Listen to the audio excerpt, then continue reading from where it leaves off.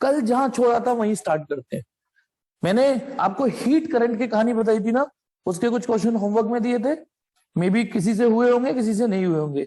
तो चलिए, तो उसी हीट करंट में एग्जांपल 11.7 पढ़ते हैं।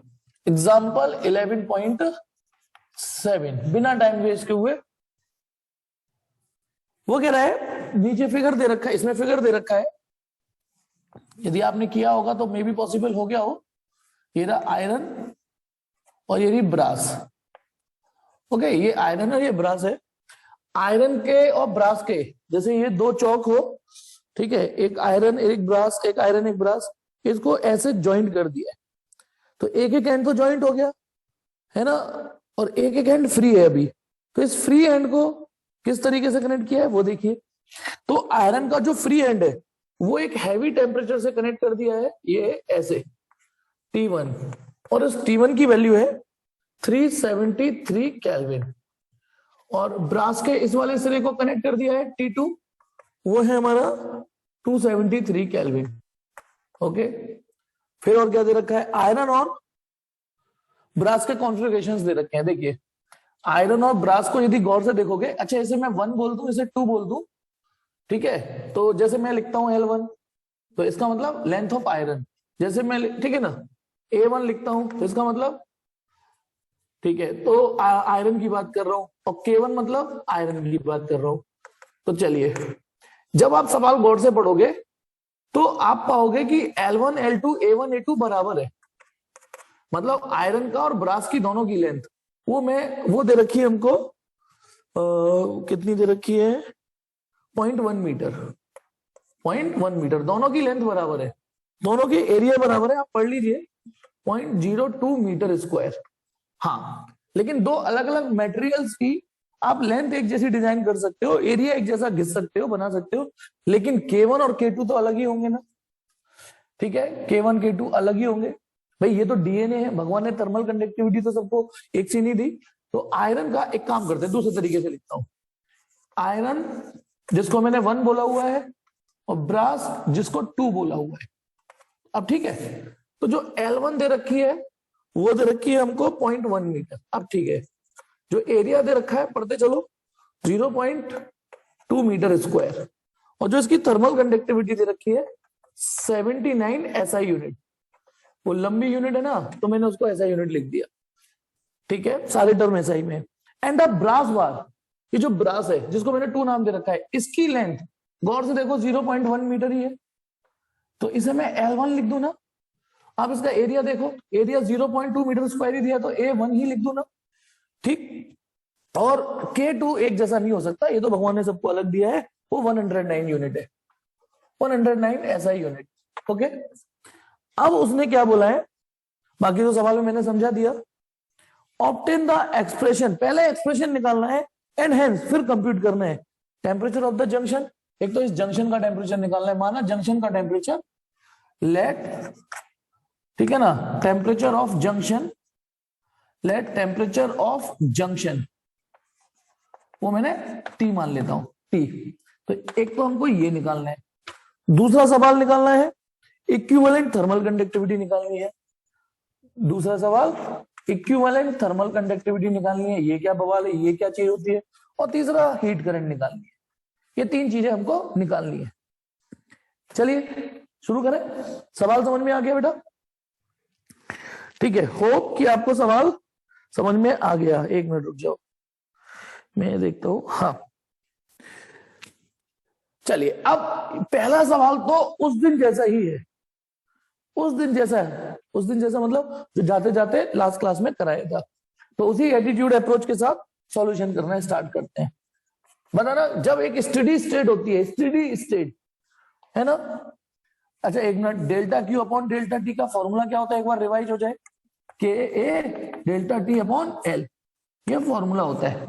के माने मटेरियल की थर्मल कंडक्टिविटी, उसका क्रॉस सेक्शनल एरिया, उसके एंड्स पर लगने वाला टेम्परेचर डिफरेंस, और उसकी लेंथ, ठीक, ये होता है। सिंस इन स्टडी स्टेट, जब एक स्टडी स्टेट जनरेट हो जाती है, स्टडी स्टेट, तो जो करंट होती है, हीट करंट, वो जितनी आयरन से जाएगी उतनी ब्रास से जाएगी, तो delta q upon delta t यानी heat current through iron, iron से जितनी हीट करंट होगी delta q upon delta t, ठीक, ब्रास से भी उतनी ही होगी थ्रू ब्रास, ब्रास में भी उतनी जाएगी जब एक स्टेडी स्टेट सेटलमेंट हो जाती है तो, ठीक है। अब आ जाइए, ठीक, एक मिनट, हाँ, तो यानी जितनी हीट करंट आयरन में जाएगी उतनी ब्रास में जाएगी। अब एक्टिंग करो, आयरन आयरन आयरन देखना है, आयरन का एक एंड T1 पर और एक एंड का टेम्परेचर T है जो हमें पता नहीं है, तो आयरन देखना है तो सिर्फ इसको देखो, इसको देखो, और ये फॉर्मूला डेडिकेट कर रहा हूं। तो आयरन के लिए जब ये फॉर्मूला खोलूंगा ये, तो यही लिखूंगा Ka delta T upon L, और जब यही फॉर्मूला ब्रास के लिए खोलूंगा तो फॉर्मूले की शेप तो यही होगी ना, बस अंतर क्या आएगा, जब आयरन के लिए लगूंगा तो आयरन का K, आयरन का एरिया, आयरन की लेंथ, आयरन के एंड का टेम्परेचर डिफरेंस जो एंड पे लग रहा है, फिर ब्रास का K, ब्रास का एरिया, ब्रास के एंड्स पर जो टेम्परेचर लग रहे हैं डिफरेंस, ब्रास की लेंथ। तो चलिए अब होगा क्या, जो सवाल में दिया है A1 और A2 देखो बराबर है ना, L1 L2 बराबर है, तो L1 L2 तो कट जाएंगे, A1 A2 कट जाएंगे, हाँ K1 नहीं कटेगा, कोई बात नहीं, K1 रह गया, डेल्टा T1 रह गया, उधर K2 रह गया, उधर डेल्टा T2 रह गया।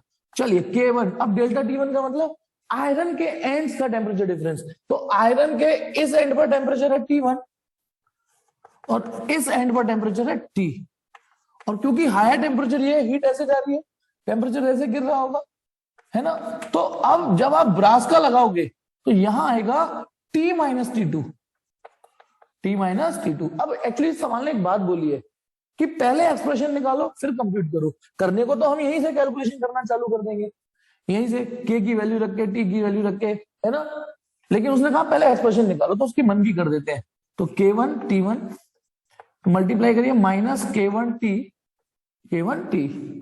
K2 T minus K2 T2, ठीक है, इस वाले टर्म को इधर ले जा रहा हूं मैं और इसको इधर ले जा रहा हूं, तो K1 T1 ऑलरेडी यहां है, ये भाई साहब जो माइनस के यहां आके प्लस हो जाएंगे K2 T2, और ये K2 T2 ऑलरेडी है यहां पर, ये वहां जाके प्लस हो जाएगा K1 T, इधर क्या कॉमन कॉमन आ गया T, वो मैंने थोड़ा आगे पीछे लिख दिया, उससे कोई फर्क नहीं पड़ता, K1 यहां लिख दिया, K2 यहां लिख दिया, और ये क्या है K1 T1 plus K2 T2, तो यहां से T is the temperature of junction जो उसने पहले पूछा था, क्या बन गया ये, इसको इधर ला रहा हूं मैं, K1 T1 plus K2 T2 upon K1 plus K2, from this relation we can find out the temperature of the junction. Hope कि आपको ये समझ में आ गया, जल्दी बोलो, जल्दी जल्दी जल्दी जल्दी बोलो यहां तक, क्योंकि ये सवाल तो आपने पिछली बार भी किया था, एक तरीके से आपकी प्रैक्टिस हो गई, ठीक। अब इसमें हम कैलकुलेट कर चुके ना, अब वो मतलब एक्सप्रेशन निकाल चुके, अब उसने कहा वैल्यू निकालो, तो वैल्यू निकाल रहे हैं बेटा, T इक्वल टू, अब वैल्यू कैसे निकलेगी, वैल्यू रख के, तो K1 की वैल्यू क्या रख दूं, K1 है 79, T1 कितना है 373 प्लस K2 क्या है हमारा 109, और T2 है 273, ओके, और नीचे K1 प्लस K2 79 प्लस 109, इसको सॉल्व कर लीजिए, और जब इसको सॉल्व करोगे, मैंने अभी क्लास में कराया है कुछ दिनों पहले ही, इसको सॉल्व करोगे तो नहीं लिख रहा है 315 केल्विन, ये आएगा टेम्परेचर ऑफ जंक्शन 315 केल्विन।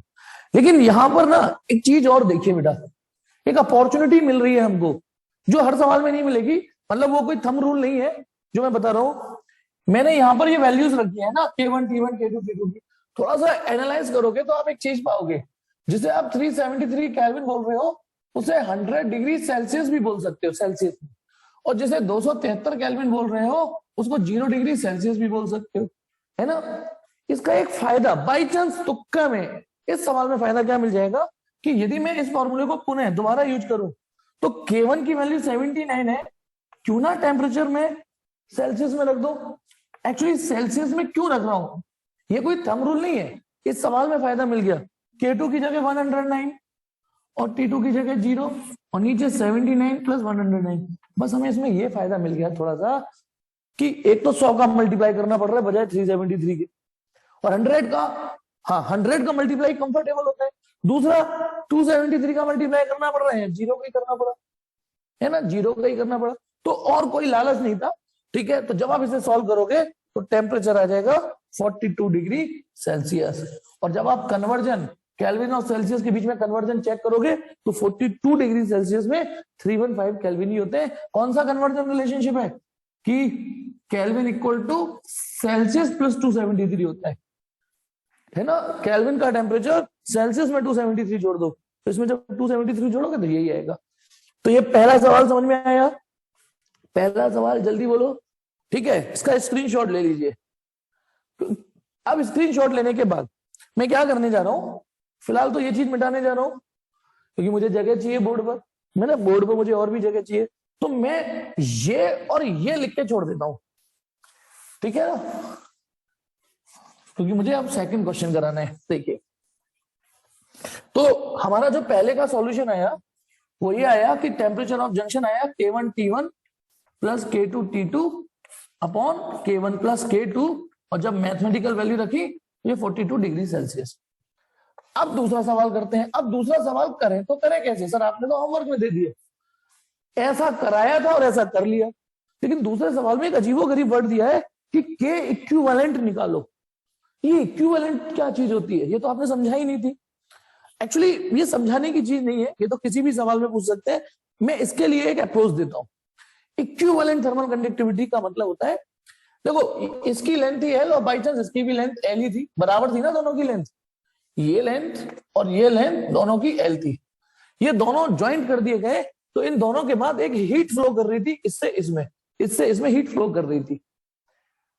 अब सवाल कह रहा है कि ये 3 डंडे लगा दूं मैं, 3 डंडे का मतलब इक्विवेलेंट।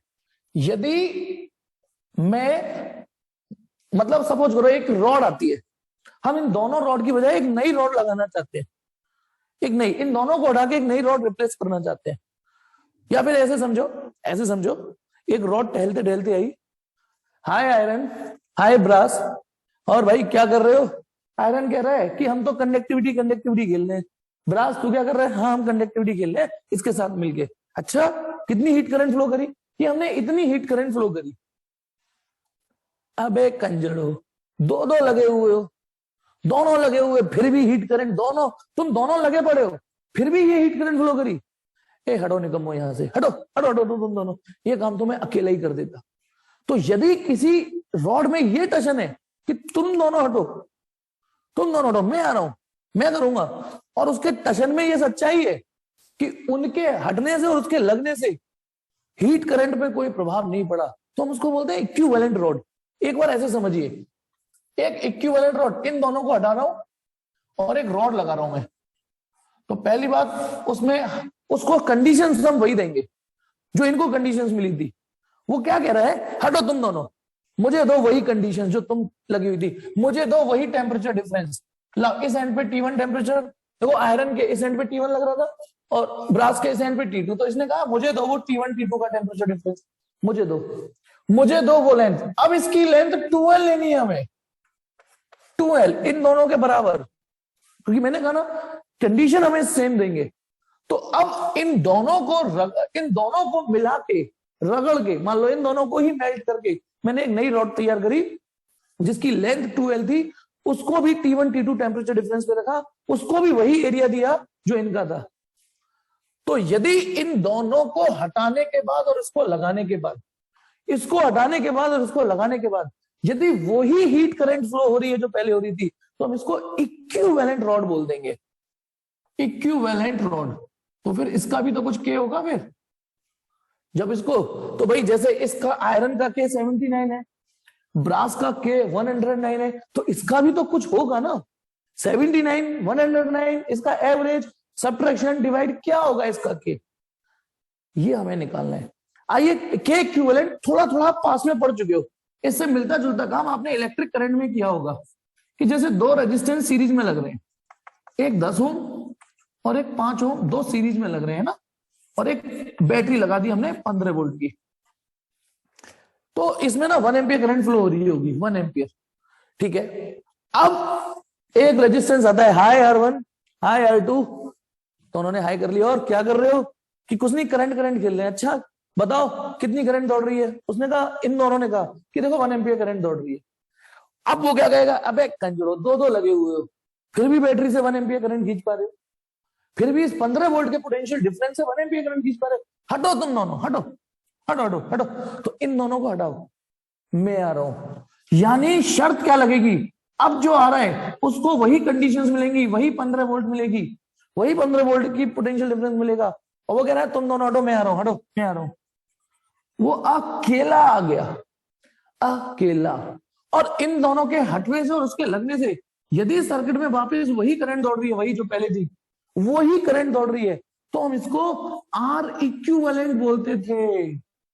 याद आया? या आर एस बोल दिया होगा, इसकी वैल्यू 15 ओम आई थी निकल के। जो ऐसा किया है ना आपने 10th में कि तुम दोनों हटो मैं आ रहा हूं, तो आपने ये तो किया है ना पास्ट में कि इन दोनों के हटने से और इसके लगने से सर्किट में कोई प्रभाव नहीं पड़ता था। सर्किट में जितनी करंट पहले थी उतनी करंट अब है। अब सर्किट में अभी भी जितनी हीट करंट पहले थी उतनी ही फ्लो होनी चाहिए, तो ये इक्विवेलेंट है।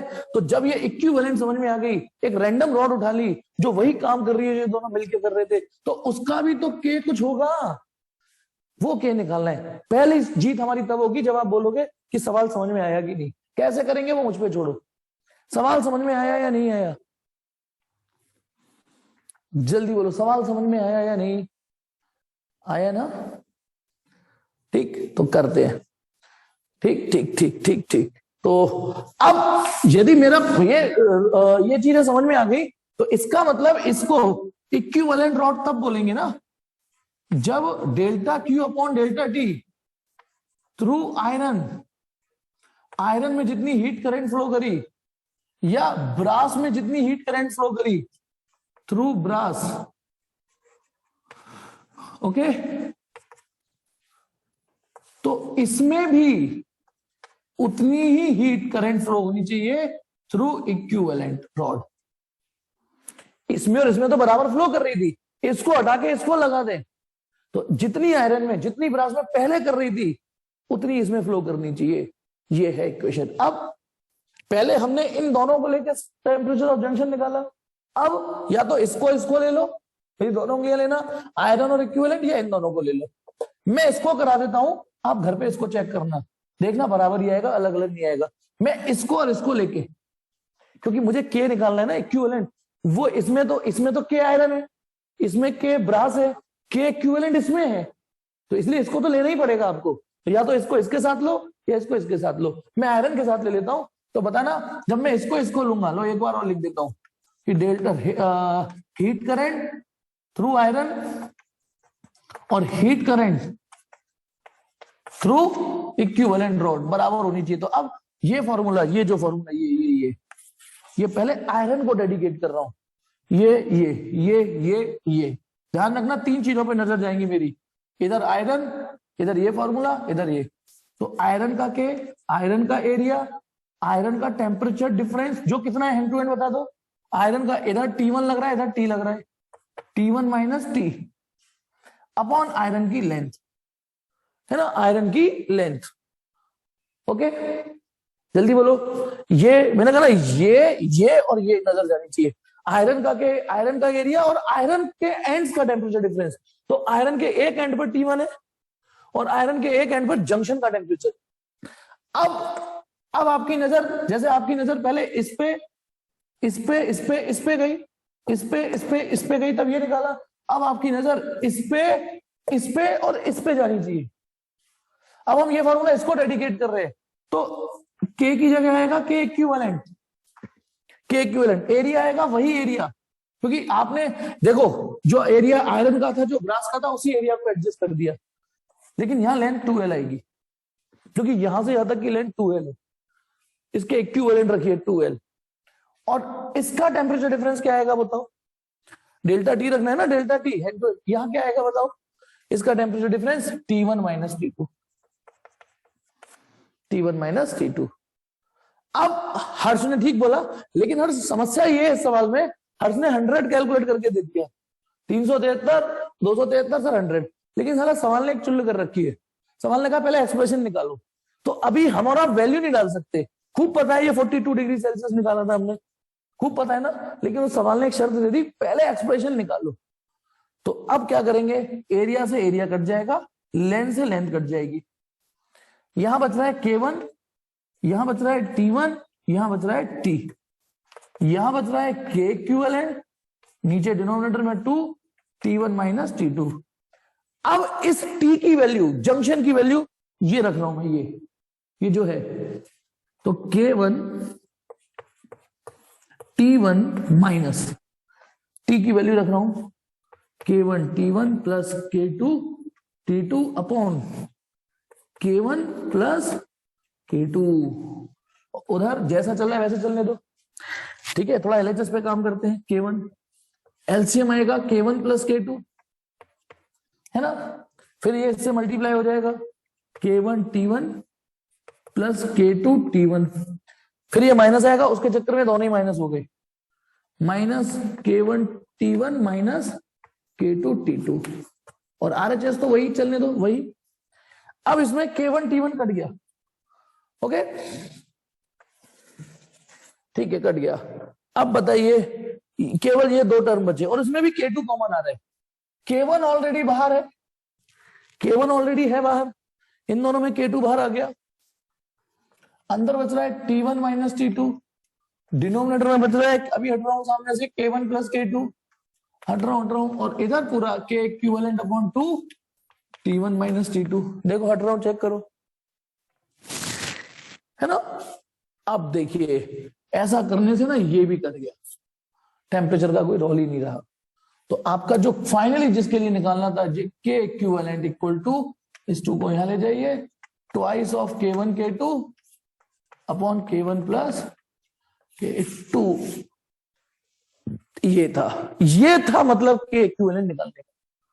आया समझ में? तो एक्सप्रेशन निकल गया। अब वो कह रहा है अब वैल्यू निकाल देते हैं। वैल्यू निकालने में कितनी देर लगेगी? ये 2 है, ये 79 है, ये 109 है ना, ये 79, ये प्लस 109। इसको सॉल्व कर लीजिए। K इक्विवेलेंट सॉल्व होके आ रहा है, एक मिनट, K इक्विवेलेंट सॉल्व होके आ रहा है 91.6, 91.6, और वही यूनिट आएंगी जो इनकी है ना, यूनिट बनाना जानते हो ना। तो ये था K इक्विवेलेंट। एक बार मुझे मोटिवेट करके फटाफट बताओ समझ में आया, क्योंकि मुझे लगना चाहिए ना आपको समझ में आ भी रहा है कि मैं ही मैं बात कर रहा हूं। समझ में आया कि नहीं कि K इक्विवेलेंट क्या था? Okay done. अब तीसरा सवाल, तीसरा तो आसान है, तीसरा तो आसान है। वो क्या कह रहा है कि हीट करंट निकालो, ये था ना तीसरा सवाल, हीट करंट यानी वही delta q upon delta T. और अब क्योंकि अच्छा है वो तीसरा सवाल है, हम ऐसे भी हीट करंट निकाल सकते हैं, हम ऐसे भी निकाल सकते हैं और ऐसे भी निकाल सकते हैं। तो हमारे पास एक नहीं दो नहीं तीन तरीके, क्योंकि तीनों ही बराबर है ना। तो मैं ये वाली निकाल देता हूं, और आपको घर पे कुछ करना हो मन से तो आप इनसे और इनसे चेक कर लेना, सेम आएगा। तो मैं हीट करंट निकालना चाह रहा हूं, तो हीट करंट तीनों में से किसी भी तरीके से निकाल लो। मैं आयरन वाले के से निकाल देता हूं, है ना, आयरन। तो आयरन के लिए ये फॉर्मूला खोलूं, तो आयरन का के, आयरन का एरिया, आयरन का टेम्परेचर डिफरेंस और आयरन की लेंथ। अब बताइए, आयरन का के 79 है, आयरन का एरिया 0.2 है, और आयरन का टेम्परेचर डिफरेंस एंड्स पर, उसके एक एंड पर हम हीट करंट निकाले ना 373 है और एक पर 315 है। एक एंड पर 373 है और एक एंड पे 315 है। और चाहो तो 100 माइनस 42 कर सकते हो, 100 माइनस, क्योंकि वो सेल्सियस और केल्विन में आता तो बराबर ही है। और लेंथ कितनी दे रखी है? लेंथ 0.1 है। तो इसको सॉल्व करके जो आंसर आया है, मतलब ये तो सिंपल, इसको सॉल्व करके आंसर आ रहा है 916.4 हीट करंट। क्या यूनिट आएगी इसकी? जूल पर सेकंड, जूल पर सेकंड आएगी इसकी यूनिट, या वॉट। जूल पर सेकंड भी बोल सकते हो या वॉट भी बोल सकते हो। और घर पे क्या चेक करोगे? आप ऐसे भी निकाल लेना, यही आंसर आएगा। आप ऐसे भी निकाल देना, ये आंसर आएगा। जब आप ये वाला फॉर्मूला लगाओगे तो ब्रास का के, ब्रास का एरिया, ब्रास का टेम्परेचर डिफरेंस, ब्रास की लेंथ, और यदि ऐसे लगाओगे तो इक्विवेलेंट रॉड का के है ना, जो कि ये निकाल लिया आपने, इसका एरिया और इसकी लेंथ 2L है। ठीक है, चेक करना। ओके, तो ये सवाल खत्म हुआ। स्क्रीनशॉट लेना है, ले लीजिए। टिक टिक 1 2 3 4 5। आइए एक और सवाल करते हैं।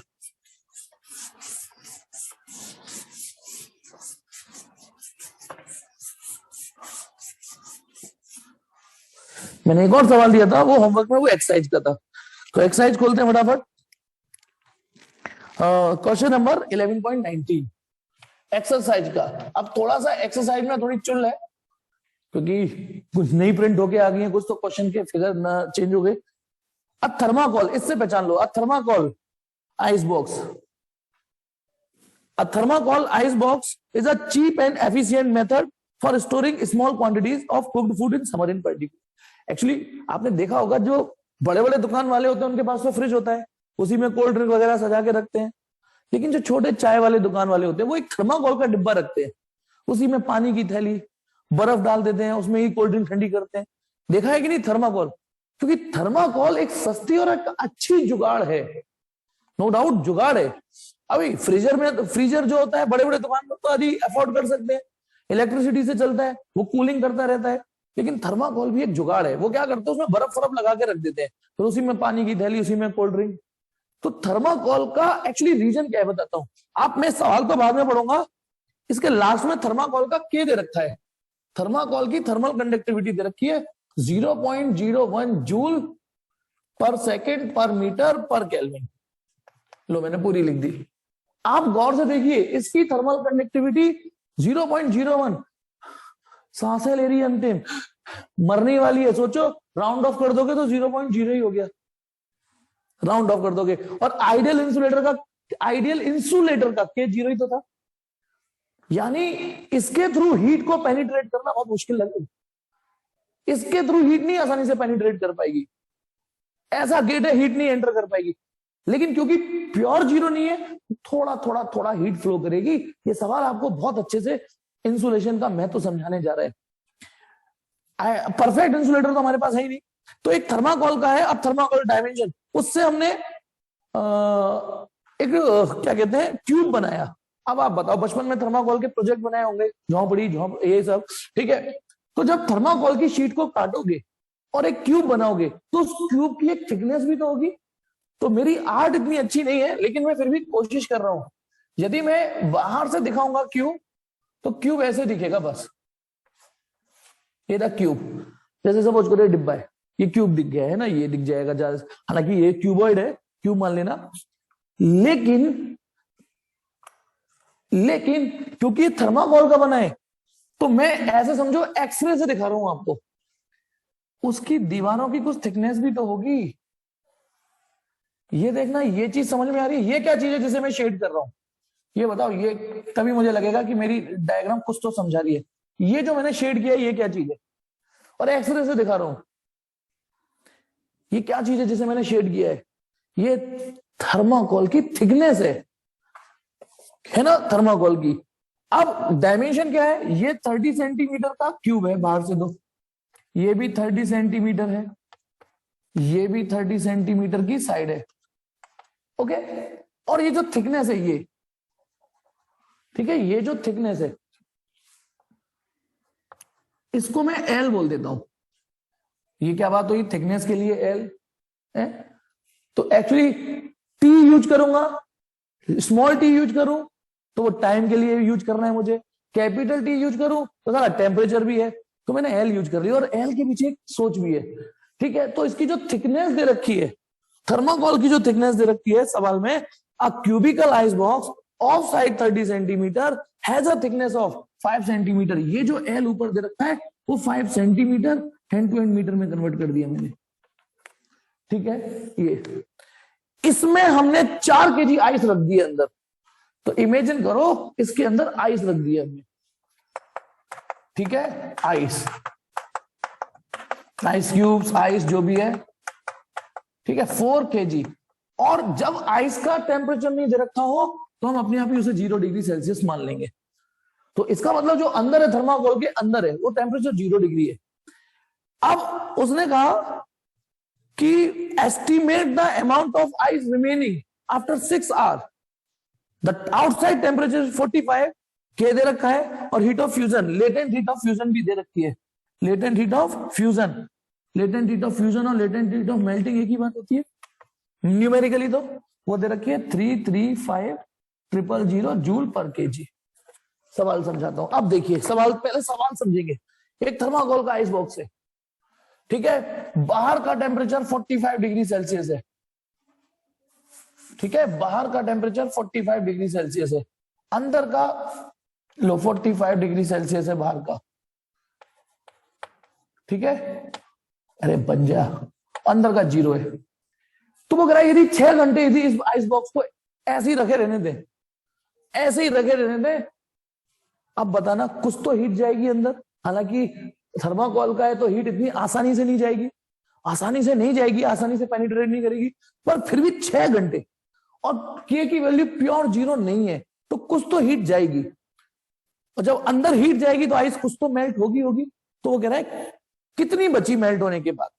सवाल समझ में आया? जल्दी बोलो, जल्दी बोलो, सवाल समझ में आया या नहीं आया?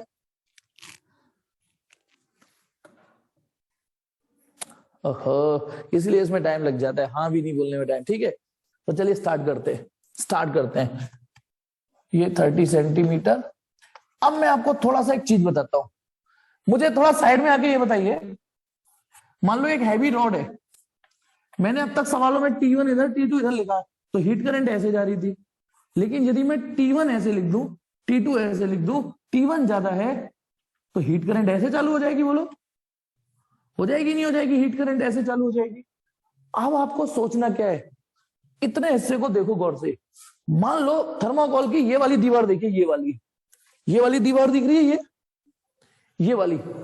अब थर्माकोल के इधर है 45 डिग्री सेल्सियस का टेम्परेचर, अंदर आइस पड़ी हुई है, केवल ये वाली दीवार दिखा पा रहा हूं मैं आपको, इधर है 45 इधर है 0, तो हीट ऐसे। अब आप बताइए यदि इधर 45 डिग्री हो और इधर 0 डिग्री सेल्सियस हो तो हीट की एंट्री, हीट करंट चालू हो जाएगी ना, ऐसे ऐसे ऐसे, है ना? जल्दी बोलो, यानी यहां से हीट एंटर करना चालू करेगी, क्योंकि एक तरफ 45 है एक तरफ 0 है, एक तरफ 45 एक तरफ 0 है।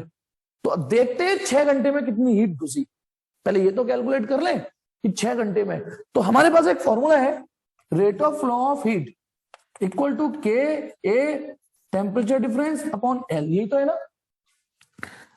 तो केवल डेल्टा क्यू निकालना हो तो delta T upon L into delta T, इस टी को वहां ले गया। अब इसको कैलकुलेट करने के लिए के हमें दे रखा है ना, के थर्मल कंडक्टिविटी, क्योंकि थर्माकोल का है। अब बताइए एरिया निकालना है, तो अब बताना इतने एरिया से हीट एंटर कर रही होगी एरिया। तो पहले एरिया ऑफ वन सरफेस निकालते हैं, ठीक है। एरिया ऑफ, तो 30 इंटू 30 क्यूब है, तो एरिया हो गया 30 इंटू 30 900 सेंटीमीटर, यहां लिखता हूं। एरिया इक्वल टू हो गया 30 यानी 900 सेंटीमीटर स्क्वायर। इसको भी मीटर में करो तो 10 टू द पावर -4 जाएंगी और -2 उसमें डायल्यूट हो जाएंगी, तो ये एरिया हो गया। तो अब बताइए के आपके पास है, एरिया आपके पास है, डेल्टा टी क्या रखोगे बताना, जल्दी बताओ डेल्टा टी क्या रखोगे। एक तरफ 45 एक तरफ 0, तो 45 - 0 वो रख देंगे। 6 घंटे दिए हुए हमको डेल्टा टी, 6 घंटे, तो 6 गुणा 3600 सेकंड रख देंगे, है ना। एल क्या रखेंगे आप बताओ, देखता हूं आपकी बुद्धि। यदि आप इस फॉर्मूले से दोस्ती कर चुके हो तो आप बताइए एल क्या रखेंगे। ये एल होता था, ध्यान करो। तो इस सवाल में एल कितना है, जो यहां एल होता था कि कितनी लेंथ को पेनिट्रेट करके जाना पड़ रहा है, एक एंड से दूसरे एंड पे जितनी लेंथ पेनिट्रेट करके जाना पड़ता था, जी हाँ विधि, वो लेंथ होती थी। विधि बिल्कुल ठीक। आप बताइए, और बाकी लोग नहीं जज कर पा रहे, बाकी लोग नहीं जज कर पा रहे। हाँ हर्ष, हाँ बिल्कुल ठीक हर्ष, बस 2 लोग ही समझ पाए इस सवाल को, साथ दे पाए मेरा। एक बार फिर से समझो, जब हम ये फॉर्मूला खेलते थे ये यहाँ T1 लिखता था, मैं यहाँ T2 लिखता था, ये रॉड होती थी। तो L का मतलब क्या होता था? L का मतलब होता था कितनी लेंथ पेनिट्रेट करके, कितनी लेंथ को चलने के बाद इस T1 से इस T2 पे पहुंच रही है। ठीक है, तो एक तरफ 45 है, इधर मैंने ये वाली दीवार दिखा रहा हूं केवल, ठीक है, और एक तरफ 0 है। तो हीट को इतना पेनिट्रेट करके चलना पड़ेगा ना, 5 सेंटीमीटर। यानी ये जो एल है ना, यही एल है, ये 5। लेकिन इसमें एक काम और करना पड़ेगा, वो ये कि मैं जब से आपको ये एरिया दिखा रहा हूं, लेकिन क्यूब होगा तो ऐसा ना, हीट इधर से भी एंटर करेगी, 45 और 0 इधर भी, इधर से भी एंटर करेगी, इधर से भी, इधर से भी, इधर से भी, इधर से भी करेगी या नहीं करेगी एंटर, बोलो। तो इसीलिए इस एरिया में 6 का मल्टीप्लाई और करना पड़ेगा आपको। या फिर ऐसे कर लो, देखो दो तरीके हैं, या तो इसे ये बोलो, शब्दों में बोलो कि हम एक सरफेस की हीट एनर्जी कैलकुलेट कर रहे हैं, एक सरफेस से कितनी हीट एनर्जी एंटर करी वो कैलकुलेट कर रहे हैं, या तो ये बोलो। ठीक है, एक मिनट, हाँ, कि एक सरफेस से कितनी हीट एनर्जी एंटर करी, या तो ये बोलिए। समझ रहे हो ना मैं क्या कह रहा हूं? या फिर एक ही बार में 6 का मल्टीप्लाई कर दो। तो देखिए मैं क्या कर रहा हूं, डेल्टा क्यू इक्वल टू के की जगह 0.01, ये के है। एरिया या तो यहां 9 इंटू 10⁻⁻² रहने दीजिए। यदि आप 9 इंटू 10⁻² रख रहे हो, तो यानी ध्यान रखना एक ही सरफेस का रख रहे हो, तो ये जो हीट कैलकुलेट होकर आएगी वो हीट जो एक से एंटर कर गई, अपॉन एल माने वो थिकनेस जो कि 5 सेंटीमीटर है, 5 इंटू 10⁻²। अच्छा, इसको भी 10⁻² लिख देता हूं। ठीक, ये लिख दिया, ये लिख दिया, ये लिख दिया। टेम्परेचर डिफरेंस 45 ही रह गया, 45 माइनस 0 था लेकिन 45 ही रह गया। और डेल्टा टी की जगह क्या रखूं, ये 6 इंटू 3600। ये 6 तो टाइम का 6 है, ये 5 घंटे भी हो सकता था, 10 घंटे भी हो सकता था, लेकिन ये वो हीट आई जो एक सरफेस से गई। फिर इसमें 6 का मल्टीप्लाई कर दो। ये 6 समझ में आया या नहीं आया? या तो इस 6 को यहां पे ही कैलकुलेट कर दो या एंड में कर दो, तो ये टोटल हीट निकल के आ जाएगी पूरी सभी दीवारों से, है ना। तो ये जो कैलकुलेशन आएगी, देखो कैलकुलेशन बहुत आसान है, कुछ 10⁻² कट जाएंगे, देखो जैसे ये कट जाएगा, ये 10⁻² को 2 0 ये खा जाएगा, देखो ये, है ना, इतना भी टफ नहीं है कैलकुलेशन। फिर 5 से ये कट जाएगा 45, ये 5 9 45, तो नंबर बच रहे हैं, देखो 9 9 2 बार बच रहा है ना, और 6 36 6 6 36 और 1 36, सिर्फ ये बचे। तो जब ये कैलकुलेट करोगे तो मेरे पास कैलकुलेटेड है, ये आ रहा है 104,976 joule. This is the heat energy. लेकिन रुको, थमो, अभी तो थमिए। अब देखिए, अब एक और सोच हमें ऐड करनी है। ये हमने क्या निकाल ली? ये निकाली है हमने इस पूरे 6 घंटे के अंदर उस थर्माकोल के क्यूबिकल बॉक्स में सभी सरफेस से इतनी हीट एनर्जी घुस गई है। अब ये तो घुस गई अंदर।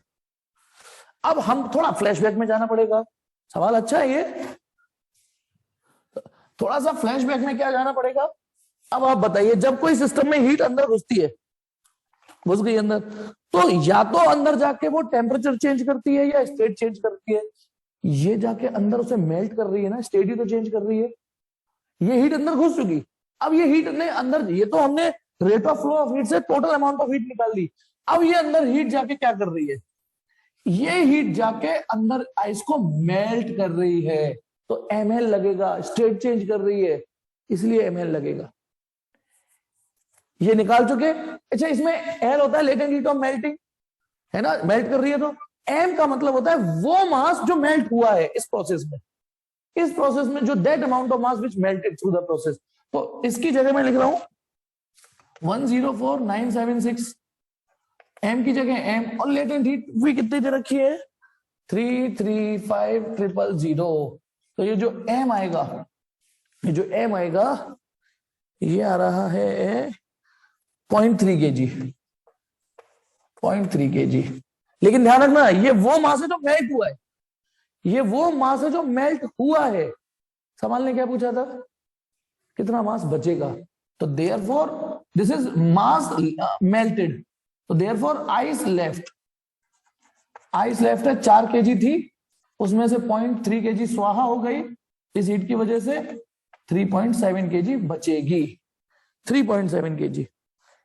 ओके, अब देखिए मैं पहले थर्माकोल का आपके दिल में इज्जत बढ़ाता हूं। सोचिए 6 घंटे 45 डिग्री सेल्सियस के टेम्परेचर पर, 45 का सेल्सियस का टेम्परेचर कोई छोटा मोटा टेम्परेचर नहीं होता है। मथुरा में रेयर कंडीशन में 45 पहुंचता है, बाहर 45 पहुंच जाए त्राही त्राही हो जाती है। मथुरा में तो 45 जनरली नहीं पहुंचता ना, ठीक है, लेकिन चलो पहुंच गया। फिर 6 घंटे 45 कहां पड़ता है। इसने सवाल को ऐसे फ्रेम किया है कि इमेजिन करो कि एक ऐसी दुनिया में हो, ऐसे अफ्रीका में हो, 6 घंटे तक या रेगिस्तान में हो, उस रेगिस्तान में आपने ये क्यूबिकल बॉक्स रख दिया है जहां 6 घंटे तक लगातार 45 degree Celsius 45 degree Celsius 45 degree Celsius 6 घंटे। आपने देखा उसके बावजूद ये थर्माकोल का इंसुलेशन है कि इस 6 घंटे में भी मात्र 300 ग्राम, 0.3 का मतलब, हाँ 300 ग्राम आइस ही मेल्ट हो पाई। 3.7 तो फिर भी बची रह गई, है ना अच्छी जुगाड़, है ना अच्छी जुगाड़। देखो 45, और यदि आपने इसे अपने घर में रख लिया होता, घर में तो 45 नहीं होता ना बाहर का टेम्परेचर, तो और ज्यादा आइस सर्वाइव करती, कुछ ही आइस मेल्ट होती। तो ये थी ब्यूटी थर्माकोल की। जल्दी बोलो, समझ में आया कि थर्माकोल। अब मैं एक सवाल मैं पूछता हूं, जवाब देने की कोशिश करिएगा। बाई चांस मैं देता हूं वो सवाल, इस से और आपको अच्छा समझाएगा, मतलब चीजें और क्लियर होंगी। ये डेल्टा क्यू आ रहा है इतना, है ना, डेल्टा क्यू। यदि मैं आपसे कहूं कि मैं 6 घंटे नहीं 600 घंटे रख दूं इसे, इमेजिन करो। मैंने अब ये जो डेल्टा टी है, जो 6 घंटे दिया था सवाल में, मैंने इसे 600 घंटे कर दिया। सवाल है 100 गुना टाइम। तो अब बताना, जब डेल्टा टी मैंने 100 गुना कर दिया, इमेजिन करो, ठीक है। इसका स्क्रीनशॉट लेना है, ले लो पहले, क्योंकि फिर मैं बदतमीजी करूंगा। लेना है पहले, थोड़ी सी बदतमीजी करूंगा, ठीक। अब देखिए ये जो डेल्टा टी है, ये मैं 6 की जगह 600 रख रहा हूं, तो 100 का मल्टीप्लाई और कर दीजिए, तो आपका जो डेल्टा क्यू आएगा वो 104 जो 976 आ रहा था, 2 जीरो और आ जाएंगे। जब इसमें 2 जीरो और आ जाएंगी, ठीक है, ये तो एम में फिर ये इसमें 2 जीरो बढ़ा दीजिए, मतलब 100 का मल्टीप्लाई कर दीजिए, ये आंसर आएगा 30 kg। अब समझिए मैं क्या पूछना चाह रहा हूं आपसे। सवाल मैंने बनाया है, मैं कह रहा हूं मैं 6 घंटे नहीं, मैं 600 घंटे रख रहा हूं। 600 घंटे रख दूंगा तो इसमें भाई 100 गुना कर दीजिए, इसे 100 गुना कर दीजिए, इसको 100 गुना कर दीजिए, 30 kg आइस मेल्ट हो जाएगी, हो जाएगी ना। अब आपको कुछ अजीब सा नहीं लग रहा? अब बताओ, क्योंकि सवाल को हम उसी तरीके से करेंगे भाई। 600 घंटे, भाई जब 6 घंटे के लिए सवाल ऐसा है तो 600 घंटे के लिए भी सवाल ऐसे ही करेंगे। तो 600 घंटे रख दूंगा तो ये फिर 30 kg आइस आएगी, यानी तो 30 kg आइस मेल्ट कर देगा। अब सिर खुजाने वाली बात क्या है इसमें, अंदर तो 4 kg आइस है, बस आइस तो अंदर 4 kg है, ये क्या हुआ। फिर हम आंसर ये लिख के आएंगे कि 30 kg आइस मेल्ट हो जाएगी और बची कितनी है। कुछ तो गड़बड़ है दया, कुछ तो गड़बड़ है। कोई पकड़ेगा इस कॉन्सेप्ट को, कोई बताएगा कि अब कैसे करेंगे, अब कैसे करेंगे इस कहानी को।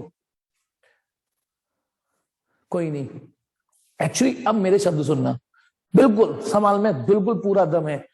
यदि हीट एनर्जी इतनी हो जाती है, हीट इतनी हो जाती है, सुनिए मैं क्या बता रहा हूं। नहीं देव, सुनिए सुनिए सुनिए सुनिए, हर्ष और देव दोनों गलत है, दोनों का आंसर गलत है। कोई बात नहीं, आपने ट्राई किया, आपको शाबाशी मिलती है। इसका मतलब यह है, अब जो मैं दूसरे सवाल को बता रहा हूं, इसका मतलब 600 घंटे रखने में इतनी हीट एनर्जी घुस जाएगी, इतनी हीट एनर्जी घुस जाएगी जो 30 kg आइस को मेल्ट करने की क्षमता रखती है। यानी हीट घुसी 30 kg आइस को मेल्ट करने की क्षमता रखती है। अब उसमें 30 kg है नहीं, अब इसका मतलब हीट घुसी है ज्यादा, औकात से ज्यादा घुस गई है। तो जब औकात से ज्यादा हीट घुसेगी तो उसका इतना पार्ट, एक पार्ट तो उस आइस को मेल्ट करने में चला जाएगा पूरी, और बचा हुआ पार्ट जो एनर्जी का है वो उसका टेम्परेचर बढ़ाएगा। तब आप इस डेल्टा क्यू को ml नहीं यूज करोगे, तब आप इस डेल्टा क्यू को यूज करोगे ml plus ms delta T. 4 kilo की 4, जब आपकी आइस 30 किलो, जब आपकी हीट एनर्जी 30 किलो आइस को मेल्ट करने की क्षमता रखती है, तो अंदर तो 4 केजी है ना बस। तो जब 4 केजी है तो 4 को तो मेल्ट कर ही देगी, फिर बची हुई हीट क्या होगी? वही पुराने सवालों पे जाइए, जब ज्यादा हीट घुसती है ज्यादा ज्यादा तो मेल्ट होता है, फिर उसके बाद टेम्परेचर बढ़ता है। तो यहाँ 4 केजी रखेंगे, यहाँ लेटेंट हीट ऑफ मेल्टिंग रख देंगे, यहाँ 4 रखेंगे, पानी की स्पेसिफिक हीट रखेंगे, यहां से नया टेम्परेचर निकाल लेंगे कि अब नया टेम्परेचर क्या होगा। समझ में आया या नहीं आया? जल्दी बोलो, समझ में आया या नहीं आया? कि यदि क्योंकि हीट ज्यादा घुसती तो फिर ये प्रोसीजर आप लगाते, ml plus ms delta T. तो थोड़ी सी आगे की भी सोचिए, जो मैंने आगे कोशिश करी। चलिए एक और सवाल करते हैं, एक और सवाल करते हैं, ठीक है? एक और दिया था ना मैंने,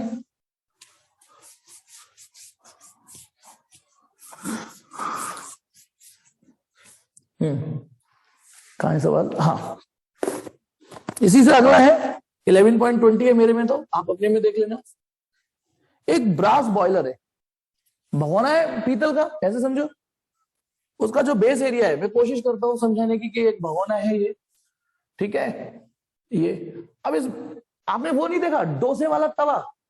डोसे वाला तवा थिकनेस होती है ना उसमें भी, डोसा बनता है कितनी बड़ी फ्लेम होती है। तो ये जो होगा, ये जो मैं बना रहा हूं कंटेनर, ये इसकी कुछ तो थिकनेस होगी ना, ऐसी थोड़ी नहीं, मेटल की कुछ तो थिकनेस होगी। ये भगोना है, इसको रख दिया है फ्लेम पर, ये फ्लेम बना रहा हूं मैं, ठीक है? डोसे वाली आपने देखा हो तवा कितनी लंबी फ्लेम होती है, इसको रख दिया और अंदर है पानी, अंदर पानी है, ठीक है? ये अब क्या हो रहा है, ब्रास बॉयलर है, ब्रास का है और बेस एरिया। अब ये 2D फिगर में बेस एरिया नहीं दिख रहा, लेकिन मैं कोशिश करता हूं, ये जो मैंने बॉयलर बनाया ना उसको 3D में सोचिए, ये इसका एरिया भी तो होगा, ये बेस एरिया, ये जो इस फिगर में मैंने नहीं दिखाया है।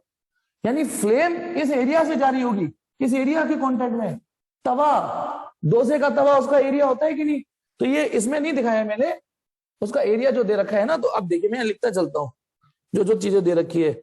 बेस एरिया वो दे रखा है 15 × 10⁻⁻² मीटर स्क्वायर। थिकनेस, अब आप मुझे बताओगे ये थिकनेस को मैं किस फिजिकल क्वांटिटी से रिप्रेजेंट करूं? जो हमारा मोमेंटम बना हुआ है, ये मुझे बताओ। ये थिकनेस दे रखी है 1 सेंटीमीटर, तो इस 1 सेंटीमीटर को, ये जो थिकनेस है, किससे रिप्रेजेंट करता आया हूं, किससे करूं? जी हाँ हर्ष, बताओ बताओ। एल, जी हाँ, क्योंकि अब उसको इतनी थिकनेस पेनिट्रेट करके हीट को जाना है, फ्लेम की हीट को इतनी थिकनेस को पेनिट्रेट करके जाना है, वो 1 सेंटीमीटर है। तो ये हो गया 10⁻⁻² मीटर, इंटू एन मीटर में करूं -2।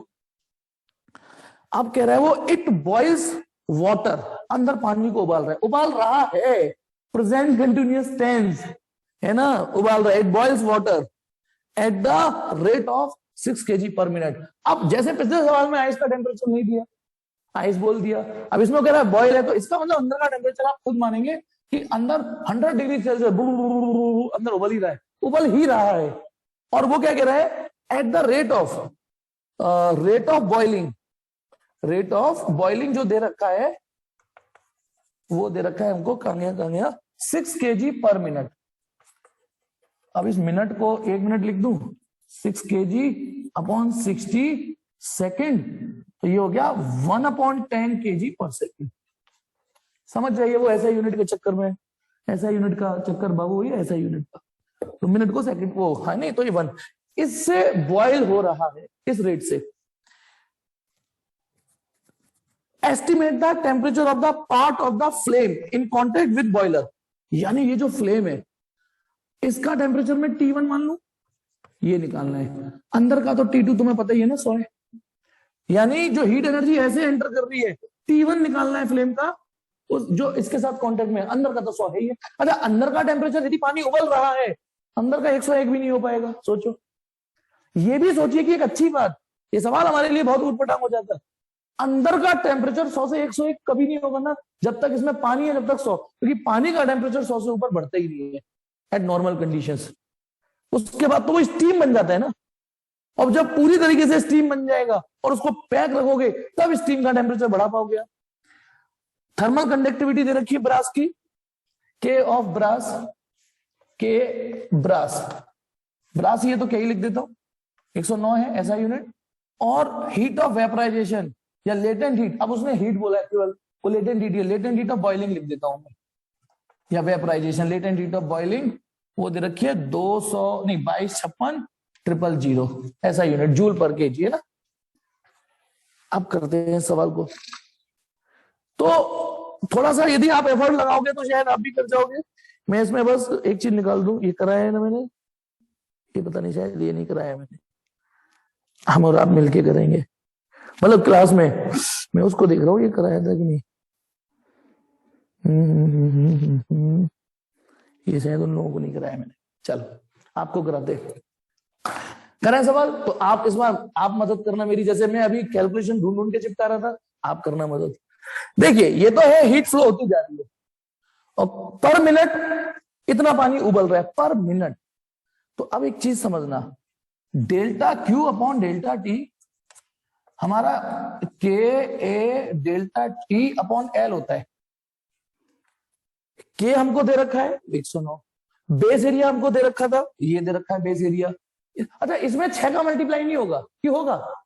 भगवाने को जब स्टोव पे रख रहे हो तो क्या 6 दिशाओं से हीट एंटर कर रही है? पिछले सवाल में तो क्यूबिकल बॉक्स था और सराउंडिंग में रखा था, तो उसके बॉक्स में सब तरफ से हीट घुसेगी क्योंकि सराउंडिंग की हीट घुस रही थी। लेकिन अब तो भगवाने को स्टोव पे रख दिया, स्टोव की हीट अंदर बेस से घुस रही है बस, तो जो एरिया वही। तो अब देखिए ये ले जाने को मैं डेल्टा टी वहां ले जा सकता हूं। अच्छा ये सोचो ले गया, ये न्यूमरेटर क्या चीज है? यदि डेल्टा टी को वहां ले जाता हूं तो पिछले सवाल से कुछ तो सीखे ना, इस डेल्टा क्यू का मतलब है the amount of heat energy which entered, delta T को इधर ले जाता हूं पहले, the amount of heat energy entered into the boiler in time T या इन टाइम डेल्टा टी। और ये हीट एनर्जी अंदर जाके क्या कर रही है बोलो? अंदर जाके बॉइलिंग कर रही है। तो इस डेल्टा क्यू को ml लिखोगे कि नहीं लिखोगे बोलो? ये डेल्टा क्यू अंदर जाके टेम्परेचर नहीं बढ़ा रही, उसको बॉइल कर रही है बस, जैसा सवाल कह रहा है बॉइलिंग कर रही है, तो ml में तो जाएगी ये ml, के ए डेल्टा टी अपॉन एल, ये डेल्टा टी। अब ये वो मास है जो बॉइल हो रहा है अंदर बॉइल। अब इस डेल्टा टी को ना वापस यहां ले आओ इसके नीचे, तो सोचो ये क्या है? रेट ऑफ, ये वो मास है जो बॉइल हो रहा है in time delta T T, rate of boiling, ये जुगाड़ बना ली, रेट ऑफ बॉइलिंग जो हमको दे रखा है कि इस रेट से, यानी 6 केजी या इतना केजी पर सेकंड मास बॉइल हो रहा है, इतना केजी पर सेकंड, तो इसकी वैल्यू रख रहा हूं मैं 1/10, 1/10 रख दी। Latent heat of boiling, latent heat of boiling दे रखी है ना तभी, ये रही 22,56,000। के कितना है? 109। बेस एरिया कितना है? कैलकुलेटर उठा लो बेटा, आपको मदद करनी है। 15 × 10⁻²। एल कितना है? 10⁻²। और डेल्टा टी क्या रखोगे आप? डेल्टा टी रखोगे T1 - 100, रखोगे कि नहीं रखोगे? T1 - 100, क्योंकि इधर का टेम्परेचर हमें पता नहीं है, उधर का तो 100 है ही है। अब इसे सॉल्व करिए, एक देखो ये 10⁻² इसको लुढ़का देगा, है ना, ये 10 इसको लुढ़का देगा, तो यहां बचेगा 22, 56 और 2 0। फिर अपॉन 109 करिए, जो रिजल्ट है उसको भी 15 से डिवाइड करिए, T1 - 100, और फिर बताइए T1 इक्वल टू 22, 56, 00, 109 × 15 और प्लस 100। अपना आंसर वेरीफाई करिए और बताइए मुझे, मैं इतनी देर रिकॉर्डिंग रोकता हूं, है ना। एक कैलकुलेशन नहीं करी आपने, ये 137.98 आ रहा है प्लस 100, इसको लगभग 138 ही लिख लो, इसको प्लस 100, 238 आ रहा है। लो ये कैलकुलेशन भी फाइनली मुझे ही करनी पड़ी। चलो अगला टॉपिक लेते हैं, स्क्रीनशॉट मारो इसका, ठीक। चलिए एक होमवर्क क्वेश्चन और दिया था मैंने, ध्यान है, चलिए वो करना। मैं पहले आगे बढ़ाता हूँ क्योंकि क्वेश्चनों का बेटा कोई अंत नहीं है। इतने भी करा लो, आपको नहीं करने तो आप कैलकुलेशन भी नहीं करोगे, जब नहीं करने तो है ना, तो कैलकुलेशन तक नहीं करोगे, करोगे तो उल्टी सीधी कैलकुलेशन कर रहे हो, बताओ कैलकुलेटर का रोल दे रहा हूं मैं। ठीक, चलिए पहले मैं एक टॉपिक पढ़ा लेता हूं, ठीक है। एक टॉपिक है न्यूटन्स लॉ ऑफ कूलिंग, और ये मैं क्या पढ़ा रहा हूं, ये इस साल सिलेबस में हटा दिया है, इस साल हटा दिया है, लेकिन मुझे क्यों पढ़ाना पड़ रहा है, क्योंकि कुछ स्कूल में करा दिया है, कुछ में तो ये ऑप्शनल है टॉपिक आपके लिए, आपके स्कूल में पढ़ा है तो इसको रिवाइज करके चला जाना, नोट्स में तो है ही, और नहीं पढ़ा है तो स्किप मार के चले जाना, समझ गए ना। यदि आपके स्कूल में से पढ़ा है तो रिवाइज करके चले जाना, ठीक है, नहीं पढ़ा है तो स्किप मार के चले जाना। तो इस साल ये हटा तो दिया है, क्या कर सकते हैं। तो न्यूटन्स लॉ ऑफ कूलिंग वो तो आसान है, लेकिन इसमें यदि थोड़ा डिटेल में पढ़ना चाहेंगे तो एक इंटीग्रेशन यूज होता है। तो देखिए बेटा, आपको ध्यान होगा, एक चीज ध्यान होगी कि जब हम x to the power n का इंटीग्रेशन कर रहे थे, अब यहां मैं इंटीग्रेशन डिवाइस नहीं कराऊंगा, कुछ लोग बाद में जुड़े हैं और 11th में इंटीग्रेशन चीज नहीं आती, तो इसमें बेटा आपको मुझसे वीडियो मांग लेना, मैं इंटीग्रेशन की वीडियो मांग दूंगा, यदि आपकी नियत होगी तो दे दूंगा। x की पावर n का जब हम इंटीग्रेशन करते हैं तो x to the power n+1 आता है अपॉन n+1, मतलब x टू दी पावर जो n है, यदि हम इसका इंटीग्रेशन करें तो एक पावर बढ़ जाती है और उसी से डिवाइड करते हैं, साथ में यदि लिमिट नहीं है तो एक कांस्टेंट भी आता है। लेकिन इसमें एक शर्त है, ये स्कीम तेरे लिए नहीं है, जा ये स्कीम तेरे लिए नहीं है, n की वैल्यू -1 नहीं होनी चाहिए, बाकी सब पे ये फॉर्मूला लगता था, और इंटीग्रेशन में 11th में आपने एक ही फॉर्मूला पढ़ा है, वो यही है, आपकी पूरी 11th अब तक इसी से निपट रही थी, जब जब इंटीग्रेशन आया है, ठीक है ना। x की पावर n का integration x to the power n+1 upon n+1, limit नहीं है तो +c, लेकिन इसमें एक शर्त भी थी जो बच्चे भूल जाते हैं, the relation is not valid for -1। आज वक्त आ गया है, यदि -1 ही हो, x की पावर -1 हो तो, आज मुझे इससे पर्दा उठाना है, यदि x की पावर -1 हो तो, x की पावर -1 हो तो क्या करना है, इसे ऐसे भी देख सकते हो, 1/x dx, 1 भाई x टू दी पावर -1 को 1/x लिख सकते हो ना। तो इसका इंटीग्रेशन होता है, याद कर लीजिए, log x, ये, और इंटीग्रेशन और डिफरेंशिएशन में, कैलकुलस अलजेब्रा में जब जब log आता है उसका बेस e ही होता है। जो लोग बेस नहीं जानते चूल्हे में जाने दो, अभी जाने दो, अभी मतलब अभी बेस वक्त आने पे सिखा दूंगा, मैं ही सिखा दूंगा, है ना। देखो विकेट गिरते जा रहे हैं, सब निकलते जा रहे हैं, चलिए मेरा काम बेटा पढ़ाने का है, जब पढ़ फीस देने के बाद बच्चा नहीं पढ़ना चाह रहा बेटा, 11th का बच्चा ऐसा हो गया इस साल, क्योंकि ओमिक्रॉन कोरोना पेपर होंगे या नहीं होंगे, ऐसे ही पास कर देंगे यार। जब ये एटीट्यूड बच्चों का हो गया तो कौन पढ़ा सकता है। आप पता है सोते हुए को जगा सकते हो, सोते हुए बंदे को जगा सकते हो, लेकिन जो मक्कड़ बना के सो रहा हो उसे कैसे जगाओगे भैया, जो एक्टिंग करके ही सो रहा हो उसे कैसे जगाओगे। जब इच्छा है मीटिंग छोड़ देंगे, जब इच्छा होगी सर मुझे वीडियो दे देना, सर मैं आज वहां जा रहा हूं, मैं वहां जा रही हूँ, ठीक है मैं अपना काम कर रहा हूँ, मैं वीडियो दे देता हूँ, मना नहीं करता, मैं मना ही नहीं करता, क्या कहूंगा, किसको समझाऊंगा। पूरे ही वातावरण ऐसा हो चुका है, पढ़ना ही नहीं चाह रहा बच्चा। चलो तुम तो 11th और 12th का नहीं पढ़ना चाह रहा, आपसे क्या कहूंगा, क्योंकि पास हो जाएंगे। फ्यूचर नहीं दिख रहा अपना, है ना, फ्यूचर नहीं दिख रहा कि हम नहीं पढ़ेंगे, चलो इस साल आपको कैसे भी कोई पास कर देगा, आगे किसी कंपटीशन में नहीं बैठना आपको। आप अपना टाइम बर्बाद कर रहे हो, या तो उस टाइम को कहीं यूटिलाइज करो, पढ़ना नहीं चाह रहे तो कोई अपना स्किल तो डेवलप करो, फिर पढ़ेंगे भी नहीं, पास भी होना है, पॉटी भी करनी है, चड्डी भी नहीं उतारनी है। गुस्सा आती है अंदर से, फ्रस्ट्रेशन आता है मुझे, सवाल दे रहा हूं नहीं कर रहे, ठीक है। जिस इंटेंसिटी से मैं पढ़ा रहा था ना फर्स्ट बुक, जिस मजे से, वो इंटेंसिटी मजा तो खत्म कर दिया बच्चों ने। अब सिलेबस कराने का बस देर रह गया मेरे को, सिलेबस खत्म हो, ठीक है, सिलेबस खत्म हो बस बच्चे का, क्योंकि बच्चे ही चाह रहे हैं जल्दी जल्दी सिलेबस कराओ। अब आप घास काटो, जो भी है स्कूल में घास काट रहे हैं, पता नहीं 2-2 दिन में ऑसिलेशन खत्म करा रहे हैं। मैं आज तक नहीं सीख पाया, मैं कितनी कोशिश कर लूं, 2 दिन में ऑसिलेशन एनसीईआरटी असंभव है मेरे लिए। चलिए कोई नहीं, वो बात है। तो यदि एन की वैल्यू -1 हो, -1 हो, तो ऐसे मतलब एन की जगह -1 आ गया, या तो इसे ऐसे देखो या ऐसे देखो, तो इसका इंटीग्रेशन लॉग है, करना है। लिमिट नहीं है तो यहाँ पे भी सी लग जाएगा, लिमिट है तो लिमिट की तरह काम करेंगे। आइए इस पे हल्का फुल्का बात करते हैं, आज इस पे काम करना है। मतलब डिनोमिनेटर में 1/x की पावर 1 होनी चाहिए। यदि आप कहो 1/x², फिर नहीं लगेगा ये, क्योंकि फिर तो यही लग जाएगा, क्योंकि ये फॉर्मूला -1 के लिए वैलिड नहीं है। -2, -3, -1.1 सबके लिए लगेगा, ये केवल -1 के लिए इसने तलाक ले रखा है।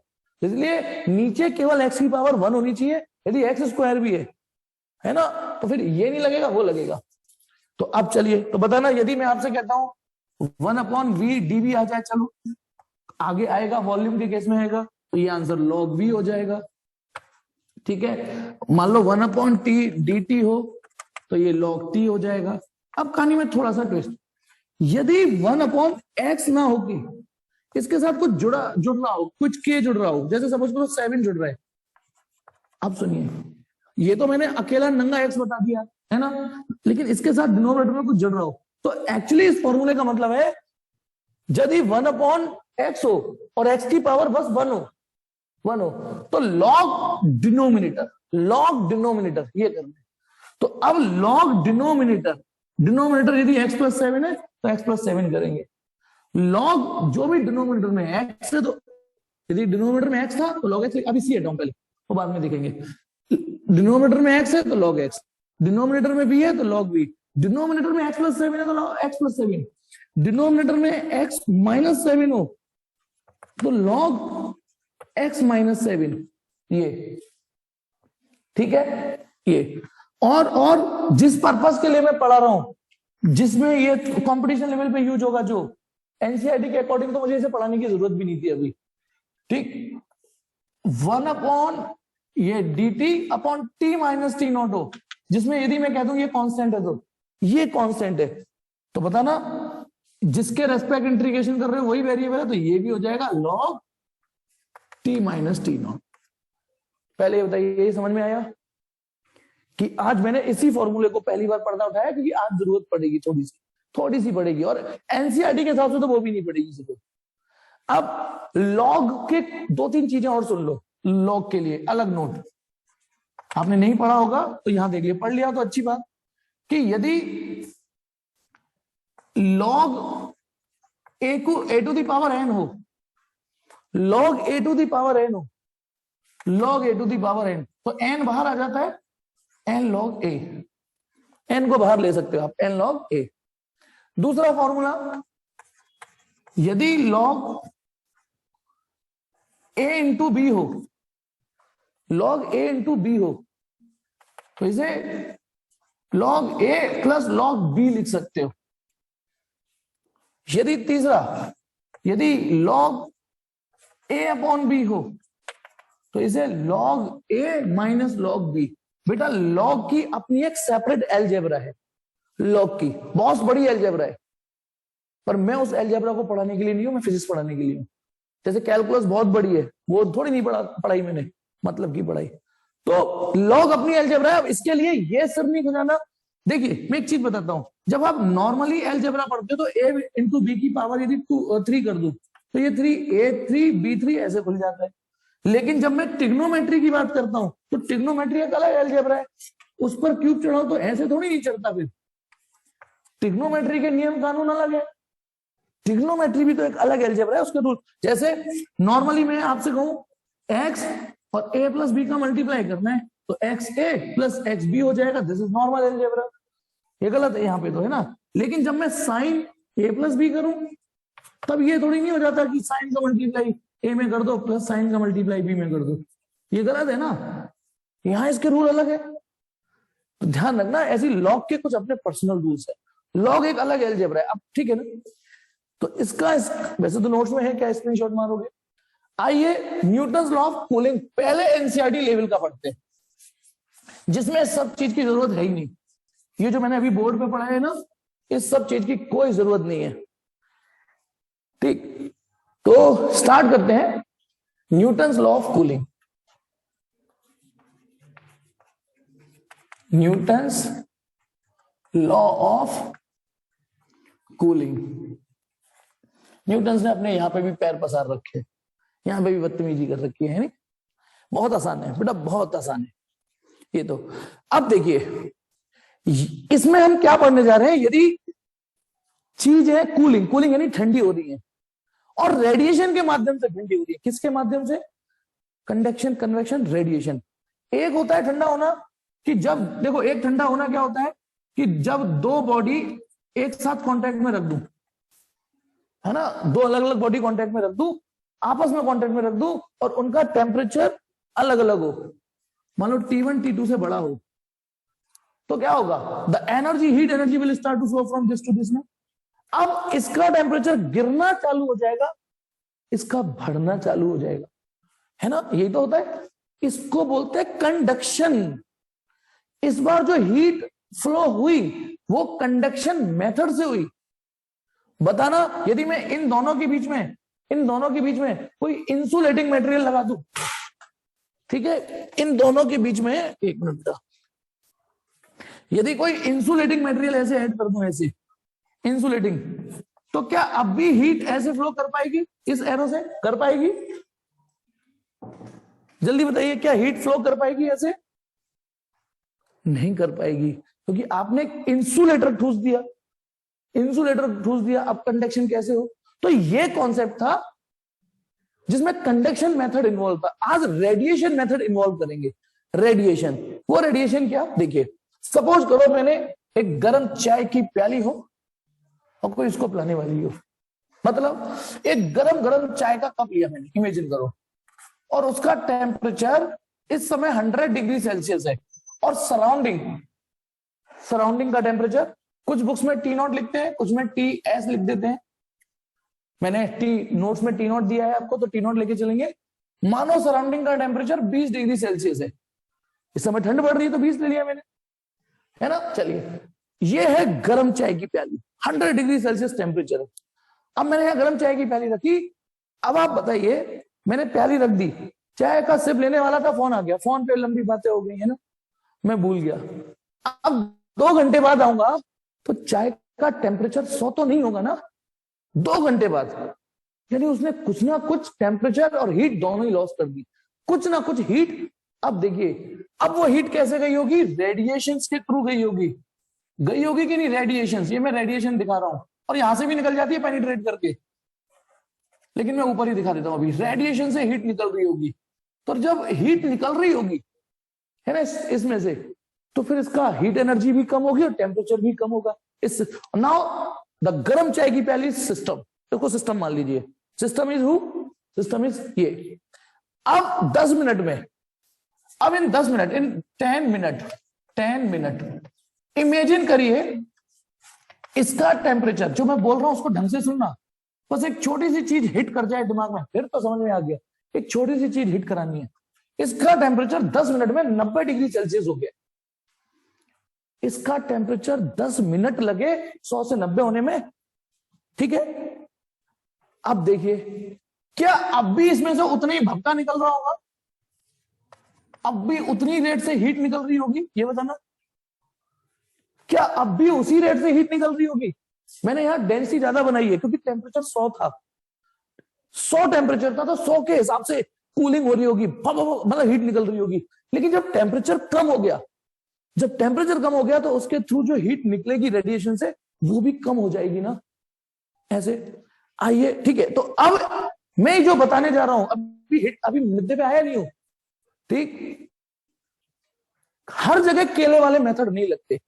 केले वाला मेथड यूनिटरी मेथड, यानी कि 10 रुपए के इतने केले, और आपसे पूछो तो बताओ 50 रुपए के कितने केले, या 10 रुपए के इतने केले तो 4 रुपए के कितने, तो आप केले वाला मेथड 10 रुपए के इतने तो फिर 1 रुपए के इतने, तो ये यहां ये नहीं अप्रोच रखनी कि सुनना कि 10 मिनट में 10 डिग्री सेल्सियस गिर गया।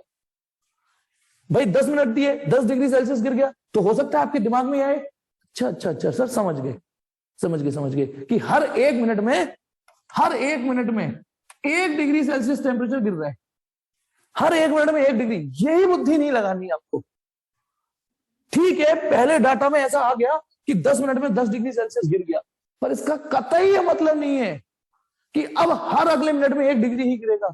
उसकी प्रोसेस स्लो हो जाएगी। अब अगला डाटा आप तब बताओ, अभी मैं जो पूछूं उसका जवाब देना। नेक्स्ट 10 मिनट क्योंकि मैं ये तब मानूंगा अपनी जीत कि जब मैं जो समझाना चाह रहा हूं वो समझ गए कि यदि पहले 10 मिनट में 10 डिग्री टेम्परेचर लॉस किया है तो इस वजह से लॉस किया कि भभके से हीट निकल रही थी। इस एरो को ध्यान दीजिए, तो 10 मिनट में 10 डिग्री गिरा दिया, लेकिन 10 मिनट बाद जब 90 हो गया तो उसमें से हीट निकलना थोड़ा कम हो गया। अब मुझे एक बात बताइए, अभी अगला क्वेश्चन मैंने दिया नहीं है, मैं यदि आपसे कहूं अपनी फुल इंटेंसिटी से दौड़ना है तो शुरुआत में मेरी स्पीड बहुत तेज होगी, लेकिन मैं थक रहा हूं, फिर क्या मेरी स्पीड वही होगी दौड़ने की? क्या डिस्टेंस कवर करने का रेट मेरा वही होगा? नहीं। अब मैं अगले 5 मिनट, मान लो सपोज करो मेरी क्षमता 50 सेकंड दौड़ने की है फुल स्पीड से, इमेजिन करो, तो पहले 10 सेकंड मेरी जो स्पीड होगी, क्या अगले 10 सेकंड मेरी वही स्पीड होगी? नहीं। फिर अगले 10 सेकंड, और लास्ट में तो गया ना, मैं लास्ट में तो मैं पूरे ट्रैक पर एक ही स्पीड से नहीं दौड़ पाया ना, तो आप ये भूल जाएगा। एक और एग्जांपल लेता हूं, मान लो मैंने एक फैंटा की बोतल ली, बिल्कुल बंद है, उसको ढंग से हिला दिया, ठंडी थी, और रख दिया उसमें एकदम, मतलब हिलाने के बाद एकदम से रख दिया स्टेबल। अब उसके बबल्स स्टेबल हो रहे होंगे, फट रहे होंगे, बबल्स जो बने हैं ना, झाग बबल्स, तर तर तर तर। तो एक बार बताओ, यदि पहले सेकंड 500 बबल फूट गए उसके, फूटते हैं ना पहले सेकंड, तो क्या 10वें सेकंड भी 500 बबल ही फूटेंगे क्या? ये बताइए। पहले सेकंड मैंने झाग लाया और क्यों रख दिया, इमेजिन करो मैं एनी हाउ काउंट कर पा रहा हूं, पहले सेकंड 500 बबल फूट गई, तो क्या 10वें सेकंड, जब 10 सेकंड ये प्रोसेस चल चुकी होगी, तो क्या 10वें सेकंड 500 बबल फूटेंगे? ये बताओ मुझे, आपसे बात कर रहा हूं, जवाब दो। नहीं। हर्ष ने बोला नहीं। मुझे बस ये बता दो, 500 से ज्यादा फूटेंगे या कम फूटेंगे? ये बताओ, 500 से ज्यादा फूटेंगे या कम फूटेंगे? 500 से ज्यादा फूटेंगे या कम फूटेंगे? जी हाँ, वो रेट स्लो डाउन हो चुका होगा, अब 500 के रेट से नहीं हो सकता है 10 सेकंड के बाद 300 बबल फूटे हो पर सेकंड, फिर थोड़ी देर रखोगे तो मात्र 100 बबल फूट पा रहे होंगे, और एंड में तो ये प्रोसेस इतनी स्लो हो जाती है, इतनी स्लो हो जाती है कि कुछ बबल्स ढीठ बन के दीवारों पर बैठे रहते हैं, उसमें फेंटा की बोतल में हम वेट कर रहे होते हैं कि कब फूटेगा कब फूटेगा। तो कुछ चीजें एक कांस्टेंट रेट से नहीं चल सकती। इमेजिन करो एक और चीज, एक लास्ट एग्जांपल देता हूं, फिर यहां क्वेश्चन चिपकूंगा। मान लो ये कंटेनर में पानी है, बहुत छोटा सा छेद कर दिया, वही एफ्लक्स, स्पीड निकलेगी इसमें से, तो बताना पहले सेकंड जो इसमें से स्पीड निकलेगी, 20 सेकंड के बाद भी वही स्पीड होगी क्या इसमें? 20 सेकंड के बाद ये लेवल थोड़ा नीचे आ चुका होगा, और जिसको स्पीड ऑफ एफ्लक्स याद हो तो उसे पता होगा जब ये नीचे आ जाएगा तो इस डेप्थ पर स्पीड डिपेंड करती है, ये कम हो जाएगी तो ये स्पीड भी कम हो जाएगी, फिर ये ऐसे, फिर ये ऐसे ऐसे करता होगा, फिर जैसे जैसे ये यहां आ जाएगा पानी निकलना ही बंद, जैसे ही वो पानी इस लेवल पे आ जाएगा तो फिर एक स्टेज ऐसी आएगी पानी निकलना ही बंद कर देगा। यही इसके साथ होगा कि पहले उसने भपके भपके में 10 मिनट में 10 डिग्री सेल्सियस टेम्परेचर लूज कर दिया। तो मुझे ये बताइए, अब देखता हूं कि मेरी जीत, मैं जीता या हारा। इसका टेम्परेचर इस 10 मिनट में, 3 ऑप्शन दे रहा हूं, 80 होगा पहला ऑप्शन, 80 प्लस कुछ होगा सी, या 80 माइनस कुछ होगा, ए बी सी, 3 ऑप्शन बताइए कि अब अगले 10 मिनट वेट करूं और थर्मामीटर लगा के देखूं 10 मिनट बाद, तो इन तीनों में से कौन सा टेम्परेचर मुझे मिलेगा? 80, 80 प्लस, 80 माइनस। तो यानी हर्ष ने जो जवाब दिया है गलत दिया है, यानी मैं नहीं दिमाग में डाल पाया, छाया के भी दिमाग में नहीं डाल पाया, विधि के भी दिमाग में नहीं डाल पाया, इसका मतलब मेरी सारी मेहनत बेकार, यानी मैं ही नहीं समझा पाया। मैं अपनी कमी मानूंगा, आपको क्या ब्लेम करूं मैं, ये आपको क्या ब्लेम करूं मैं। हाँ, हर्ष अब आया, छाया अभी भी गलत है, हर्ष का अब ठीक हो गया। और कोई यार, और भी तो बच्चे पढ़ रहे हैं, भूमिका को भी नहीं समझा पाया। सोचो इसमें कहीं ना कहीं मेरी कमी है कि भूमिका भी गलत आंसर दे रही है, निकिता भी गलत आंसर दे रही है ना, ये सब गलत आंसर देके, इसका मतलब मेरे सर पकड़ के रोना है मुझे, अगली मीटिंग में आओ पहले। हाँ जी भाई, तो मोस्टली ऑप्शन हर्ष ने बाद में अपने आप को करेक्ट करके ठीक कर लिया, मोस्टली बच्चों ने ये आंसर दिया ये, और स्टार्टिंग में ये भी आंसर दिया था। इसका मतलब आपके हिसाब से पहले 10 मिनट में, सुनो जिनका आंसर ये है उनके हिसाब से यदि पहले 10 मिनट में 100 से 90 गया तो अगले 10 मिनट में 100 से 80 हो जाएगा, यानी वो केले वाले मेथड पर डटे हुए हैं।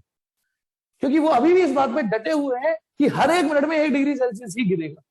मैंने जितना सब एग्जाम्पल माइंड सेट करने की कोशिश की सब बेकार हो गया, क्योंकि यदि अगले 10 मिनट में वो 80 ही रहा, इसका मतलब उनके दिमाग में वो है कि 10 रुपए के इतने केले तो 4 रुपए के उसी से निकाल, है ना भाई? यही तो मतलब हुआ कि इसका मतलब अगले 10 मिनट में भी हर एक मिनट में 1 डिग्री सेल्सियस टेम्परेचर गिरेगा, उसी रेट से गिरेगा, यानी चाहे उसी भपके से ठंडी हो रही होगी। अब बताइए, जिन्होंने ये आंसर दिया था उन्हें ये फील आया कि ये सही है या नहीं, गलत है या सही है, ये बताओ। ये वाला जिन्होंने ये आंसर दिया था कि 80 ही होगा, उन्हें ये फील आ गया कि ये सही है या गलत है? क्या अभी भी लग रहा है कि ठीक है? दूसरी चीज, दूसरा, जिन्होंने 80 माइनस दिया, इसका मतलब 80 का मतलब उनका मतलब 80 माइनस यानी मैं ले लेता हूं 75। इसका मतलब पहले 10 मिनट में 10 डिग्री सेल्सियस टेम्परेचर गिरा, अगले 10 मिनट में 15 गिर गया। यही तो मतलब हुआ।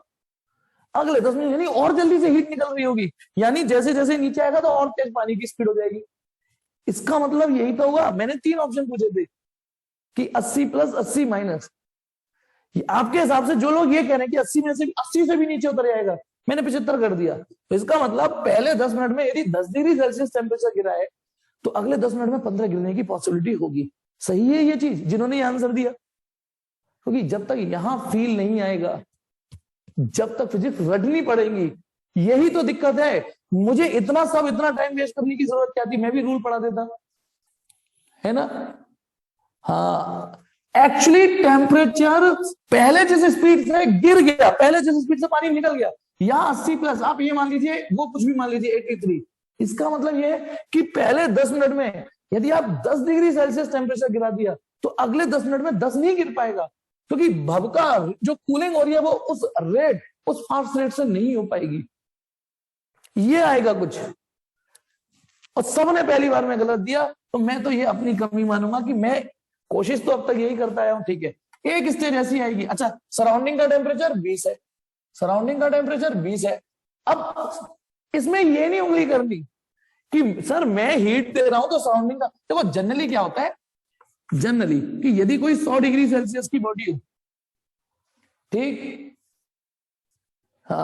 नहीं, यदि एक 100 डिग्री सेल्सियस की बॉडी हो और इसको मैं 20 डिग्री सेल्सियस की बॉडी से कनेक्ट कर दूं, है ना, तो बताना थोड़ी देर के बाद क्या होगा। इसका टेम्परेचर इमेजिन करो 90 आ गया, इसका इमेजिन करो 30 हो गया। यही तो होगा कि इसका घटेगा इसका बढ़ेगा, क्योंकि हीट एनर्जी ऐसे ऐसे हो रही है। लेकिन ये तब था जब ये एक ऑर्डिनरी बॉडी हो। अब इसकी हीट एनर्जी जा रही है सराउंडिंग में। मेरी माचिस की तीली जलाने से क्या ग्लोबल वार्मिंग आ जाएगी? ये बताओ। मेरी माचिस की तीली जलाने से ग्लेशियर पिघल जाएंगे? सराउंडिंग का टेम्परेचर ऐसे नहीं चेंज कर सकते हम, समझ रहे हो ना? मेरी बाइक चला रहा हूं, धक साइलेंसर से निकलने वाले धुएं से, मेरे साइलेंसर से निकलने वाले धुएं से ही ग्लेशियर नहीं पिघल रहे। यानी मैं भले ही साइलेंसर खूब गर्म होता है, लेकिन मेरा साइलेंसर के निकलने वाली हीट सराउंडिंग का टेम्परेचर बदलने की औकात फिर भी नहीं रखता। तो इसलिए यहां तो 100 और 20 को कनेक्ट करोगे तो थोड़ी देर के बाद ये गिर जाएगा और ये बढ़ जाएगा, लेकिन यहाँ ये भाई साहब सिर्फ गिरेंगे। ये 100, 90, 80 हो जाएगा, लेकिन ये 20 ही रहेगा। समझ गए कि नहीं? सराउंडिंग का टेम्परेचर नहीं बढ़ेगा। अब बताना, जैसे एक कंटेनर है, ये दूसरा कंटेनर है, इसमें पानी है, इसको मैं पाइप से कनेक्ट कर दूं तो इसका लेवल गिरेगा और इसका बढ़ना चालू हो जाएगा। इसकी ये पानी इसमें जा रहा है तो इसका बढ़ेगा लेवल, इसका गिरेगा, इसका बढ़ेगा, ठीक है। लेकिन यदि ये पानी, इसका पानी मैं समुद्र में घोल दूं तो समुद्र में, तो मेरा पानी यहां से समुद्र में जा रहा है तो समुद्र का लेवल बढ़ेगा ना? जल्दी बताओ, ये सही है गलत है? जैसे ये फिजिक्स मैंने ही पढ़ाई है तो फिर ये फिजिक्स यहां पे भी अप्लाई कर देते हैं कि यदि मैं टंकी का पानी, अपनी टंकी का पानी समुद्र में जाके खोल दूं तो समुद्र का लेवल बढ़ जाएगा। यार वो इनफाइनाइट कैपेसिटी के मटेरियल है, तो इसलिए ठीक है ना, सराउंडिंग का टेम्परेचर ऐसे नहीं मानेंगे। दिमाग में ये क्वेश्चन आने लग जाएगी हमारी हीट एनर्जी से, मेरी एक चाय की प्याली से उसका टेम्परेचर नहीं बढ़ेगा, ठीक है। अब फाइनली एक स्टेज ऐसी आएगी जब इसका टेम्परेचर, सराउंडिंग का तो 20 है ही, ये मैंने डॉट डॉट लगा दिया, इसका भी 20 ही हो गया, ठीक। चलिए अब इसमें से देखो भभके थोड़े कम कर दिए मैंने, थोड़े से नंबर है ना, अब इसमें से भभके नहीं निकल रहे होंगे, अब नहीं निकल रहे होंगे रेडिएशन, बिकॉज अब 20 से 19 नहीं होगा, ये बॉडी स्टेबल हो गई। अब न्यूटन ने इसी चीज को क्या मैथमेटिक्स दी, सुनिए। सबसे पहले ये तो आप पढ़ते आ ही रहे हो, rate of flow of heat, rate of flow of heat, यही पढ़ रहे ना। तो ये भी rate of flow of heat है, सिस्टम में से निकलने वाली हीट जो इस सिस्टम से निकल के जा रही है। लेकिन क्योंकि सिस्टम से निकल रही है, वी आर श्योर, और सिस्टम का टेम्परेचर डाउन हो रहा है, सिस्टम से निकल रही है, तो ये rate of loss of heat है। इस बार rate of loss of heat है, ये rate of loss of heat. अच्छा ये बताओ, ए में हीट एनर्जी ज्यादा है या बी में हीट एनर्जी ज्यादा? ए में हीट एनर्जी ज्यादा या बी में? ओबियसली ए में ज्यादा, बी में कम हो गई क्योंकि हीट एनर्जी निकल चुकी कुछ। ठीक है, अब इसमें अब डीक्यू का मतलब होता है फाइनल माइनस इनिशियल, तो कम हो गई नहीं हो गई। और एक और चीज, अभी कहानी में ट्विस्ट है थोड़ा सा, क्योंकि हम श्योर हैं कि ये कम है ये ज्यादा है, इसमें से इससे घटाओगे तो नेगेटिव आएगा ना, तो एक नेगेटिव आप अपनी तरफ से लगाइए ताकि ये रेट पॉजिटिव में पढ़ पाए। और ये चीज मैं जब से सेकंड बुक चालू हुई तब से बता रहा हूं कि वॉल्यूम स्ट्रेन यदि घट रहा है तो डेल्टा वी अपॉन नहीं माइनस लगाना पड़ेगा आपको, तब से मैं ये चीज लेके आ रहा हूं। तो ये माइनस इसलिए आया है क्योंकि डीक्यू भाई साहब नेगेटिव आएंगे, एक नेगेटिव तुमने तान दिया, तू नेगेटिव हम देखते हैं, तो ओवरऑल क्वांटिटी पॉजिटिव ही आएगी। जो लोग नहीं समझ पाए अभी तक इस बात को, वो कभी नहीं समझ पाएंगे, कब से समझा रहा हूं। ये माइनस देख के ऐसा लगता है कि ये चीज नेगेटिव आएगी, नहीं, ये नेगेटिव हमने इंटेंशनली इसलिए लगाया है कि ये पूरा टर्म पॉजिटिव ही आए। ठीक है, चलिए, तो इसको बोलते हैं rate of loss of heat, rate of loss of heat according to Newton's law of cooling. अब सुनिए, उन्होंने एक चीज दी थी कि rate of loss of heat is directly proportional to, थोड़ा सा ढूंढिए, आप ढूंढोगे ना मिल जाएगा। Rate of loss of heat is directly proportional to, अब आप क्या देख रहे हो, पहले हीट भबके से निकल रही थी, फिर थोड़ी स्लो स्लो स्लो, तो थोड़ा सा सोचते हैं तो कुछ बच्चे कहते हैं अच्छा सर समझ गए, temperature of the system, t माने temperature of the system, sir समझ गए, क्योंकि सर जैसे जैसे ये कम हो रहा है वैसे वैसे rate of loss of heat कम हो रहा है ना। जब टेम्परेचर 100 था तो भबके से हीट निकल रही थी, जब 90 था तो थोड़ी कम हो गई। ये सही लग रहा है गलत लग रहा है, पहले ये बताओ, ये सही है गलत है? ये फील आ रहा है कि नहीं कि जैसे जैसे सिस्टम का टेम्परेचर कम होगा, जैसे जैसे सिस्टम का टेम्परेचर कम होगा वैसे, इसको इनवर्स लग रहा है। ओह, अरे इसका मतलब आपके हिसाब से हर्ष क्या हो गया है आज तुमको? अच्छा हाँ, हर्ष मतलब टी कम होगा तो और भबके से हीट निकलेगी। छोड़ो, मैं मेहनत कर ही नहीं रहा, मैं आगे बढ़ रहा हूं।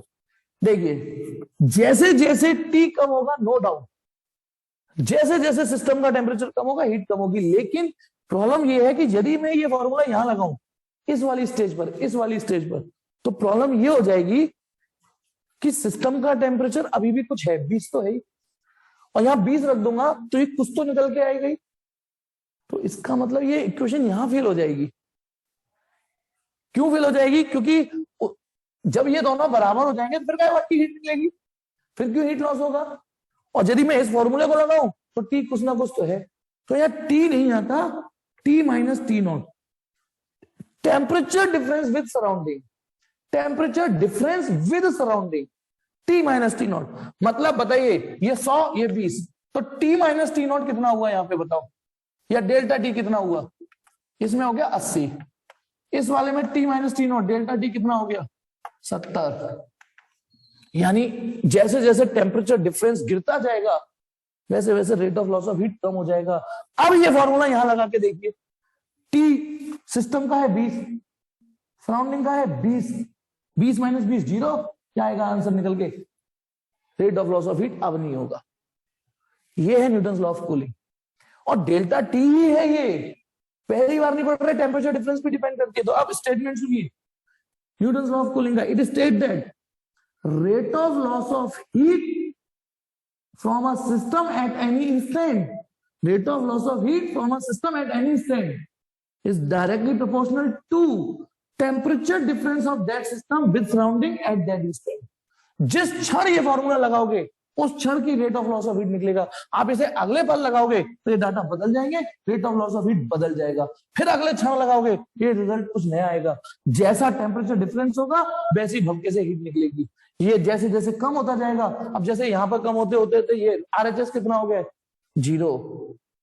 तो इसको बोलते हैं न्यूटन्स लॉ ऑफ कूलिंग। एक बार फिर से देखिए, the rate of loss of heat, rate of loss of heat, rate of loss of heat is directly proportional to the temperature difference of the system with surrounding. ठीक है, चलिए अब थोड़ा फटाफट देखिए, क्योंकि मतलब की बात आपने सीख ली।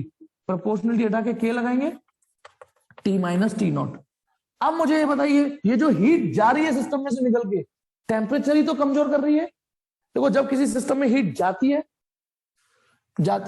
तो या तो आप समझ जाओगे एम एस डेल्टा टी का फॉर्मूला लगेगा या एम एल का लगेगा, है ना, जाएगी, या तो टेम्परेचर बढ़ेगा या स्टेट चेंज होगी। और इसका उल्टा, यदि किसी सिस्टम में से हीट निकलेगी तो या तो टेम्परेचर कम होगा या स्टेट चेंज होगी। अब ये जो हीट निकल रही है, ये स्टेट नहीं चेंज कर रही, टेम्परेचर डाउन कर रही है, तो इस डीक्यू की जगह लिखेंगे हम एम एल। नहीं सॉरी, टेम्परेचर चेंज कर रही, क्या बोल रहा हूं, टेम्परेचर चेंज कर रही है ना, स्टेट चेंज थोड़ी नहीं कर रही। तो M S delta T D T upon D T equal to K T minus T naught. ठीक है ना, डी क्यू की जगह M S D T, M S delta T, M S D T, जो पसंद हो वो लिख देना। तो यहां से minus D T upon D T, समझना माइनस, देखो न्यूटन लॉ ऑफ कूलिंग ऐसे भी बोल सकते हो। ठीक है, अब देखिए, तो एम एस को उधर ले जाता हूं मैं, के अपॉन एम एस, और ये हो गया, कुछ रह गया टी माइनस टी नॉट। अब एक चीज और, के अपॉन एम एस, ये constant, mass of the system constant, specific heat of the system constant, तो constant into constant divided by constant, फलाना कांस्टेंट, ये सब मिला के मैंने एक कांस्टेंट लिख दिया, minus D T upon D T equal to, इसे भी के, लेकिन थोड़ा बड़ा सा के बना दिया मैंने, थोड़ा डिफरेंट के, ये है। और जब आप इसको ऐसे लिख सकते हो तो वापस इसको ऐसे लिख सकते हो ना, प्रोपोर्शनल से हटा के के लिख सकते हो, तो के हटा के प्रोपोर्शनलिटी लिख सकते हो, तो इसको ऐसे भी लिख सकते हो, प्रोपोर्शनलिटी हटा के। हालांकि काम हमें इसी से लेना है, थोड़ी देर की क्लास और है, बस एडजस्ट कर लो, आसान सवाल है इसका। ठीक, ओके, ये हो गया हमारा ये। तो अब न्यूटन्स लॉ ऑफ कूलिंग ऐसे भी बोल सकते हो, ऐसे भी बोल सकते हो, दोनों में आरएचएस तो सेम है ना। आरएचएस बोल देता हूं पहले, what is RHS, temperature difference of system with surrounding, temperature difference of system with surrounding. इसमें एलएचएस है rate of loss of heat, rate of loss of heat, इसमें है rate of loss of temperature. तो statement में बस थोड़े से शब्द बदल जाएंगे। The rate of it also state that, yeah, it can be stated as the rate of loss of temperature of a system is directly proportional to the temperature difference of the system with surrounding at that instant.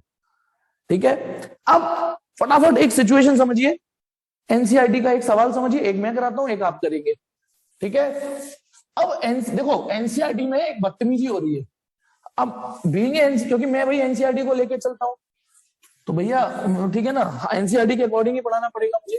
तो देखिए, minus D T upon D T, ये जो formula है, के T minus T not, ये जो formula हमने पढ़ा है ना, अभी जो पढ़ा है, इसको इक्वेशन 1।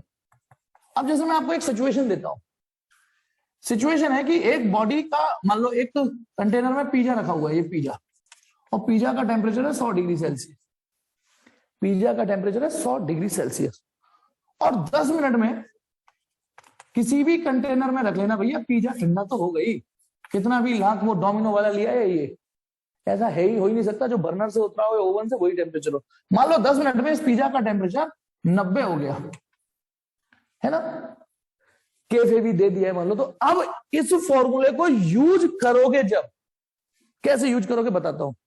सबसे पहले बताइए डीटी, डीटी क्या रखोगे इस फॉर्मूले में, डीटी, डीटी माने temperature difference, final minus initial, भाई डीटी हमेशा ऐसे ही निकाला जाता है। तो 90 माइनस 100 माइनस 10, इसकी जगह रखोगे माइनस 10। ठीक है, और वो तो होने ही था, माइनस आएगा, एक माइनस बाहर है तो वो तो प्लस हो जाएगा। इस डिनोमिनेटर डीटी की जगह क्या रख दोगे, 10 मिनट के, या तो दिया होगा या कोई जुगाड़ बनेगी, टी नॉट भी दिया होगा, मान लो सवाल दे रखा है कि 20 डिग्री सेल्सियस टेम्परेचर। प्रॉब्लम ये है, ये टी क्या रखोगे, ये वाला टी, ये टी, ये भी टेम्परेचर ऑफ सिस्टम ही है। अब बेटा मैं फिर से बोल रहा हूं, मजबूर हूं कि मुझे एनसीईआरटी के अकॉर्डिंग पढ़ाना पड़ रहा है। ठीक है, तो एनसीईआरटी को ही फॉलो करना है आपको। ये टी सिस्टम का टेम्परेचर है, अब इस 10 मिनट में सिस्टम का टेम्परेचर 100 भी रहा, 99 भी रहा, 98 भी रहा, और होते होते 90 पहुंच गया। यानी ये सब बॉडी के टेम्परेचर थे। तो एनसीईआरटी ने इसको एवरेज करने की कहा है कि इसे एवरेज टेम्परेचर ले लेंगे, इस 10 मिनट में जो एवरेज टेम्परेचर रहा हो वो ले लेना। तो आपको इस टी की जगह एवरेज टेम्परेचर लेना है ना।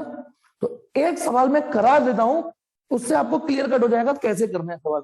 और एक होमवर्क में, होमवर्क पता है वो होमवर्क नहीं है, सेम टू सेम है, वैल्यू चेंज कर दी है बस। तो बस थोड़ी देर और सहन कर लो। क्वेश्चन है बेटा एग्जाम्पल 11.8, एग्जाम्पल है, वो कह रहा है एक फ्राई पैन है, एक fry pan filled with hot food, मतलब एक पैन है उसमें हॉट फूड है, ऐसे कोई पैन ले लेता हूं उसमें कुछ गरम गरम खाना ऐसे करके ये रहा है ना, या इसमें रख देता हूं बर्तन में यूं करके, बस खत्म। इसमें कुछ खाना वाना यूं रखा हुआ है, इसका टेम्परेचर 94 डिग्री सेल्सियस से 86 डिग्री सेल्सियस हो गया है इसका, इस खाने का कितना 86 डिग्री सेल्सियस, लेकिन कितने में, इन 2 minute, in 2 minute. This is case first, scenario first. वो कह रहा है कि एक पैन में इतनी डिग्री का खाना रखा हुआ है, 2 मिनट में वो 86 हो गया।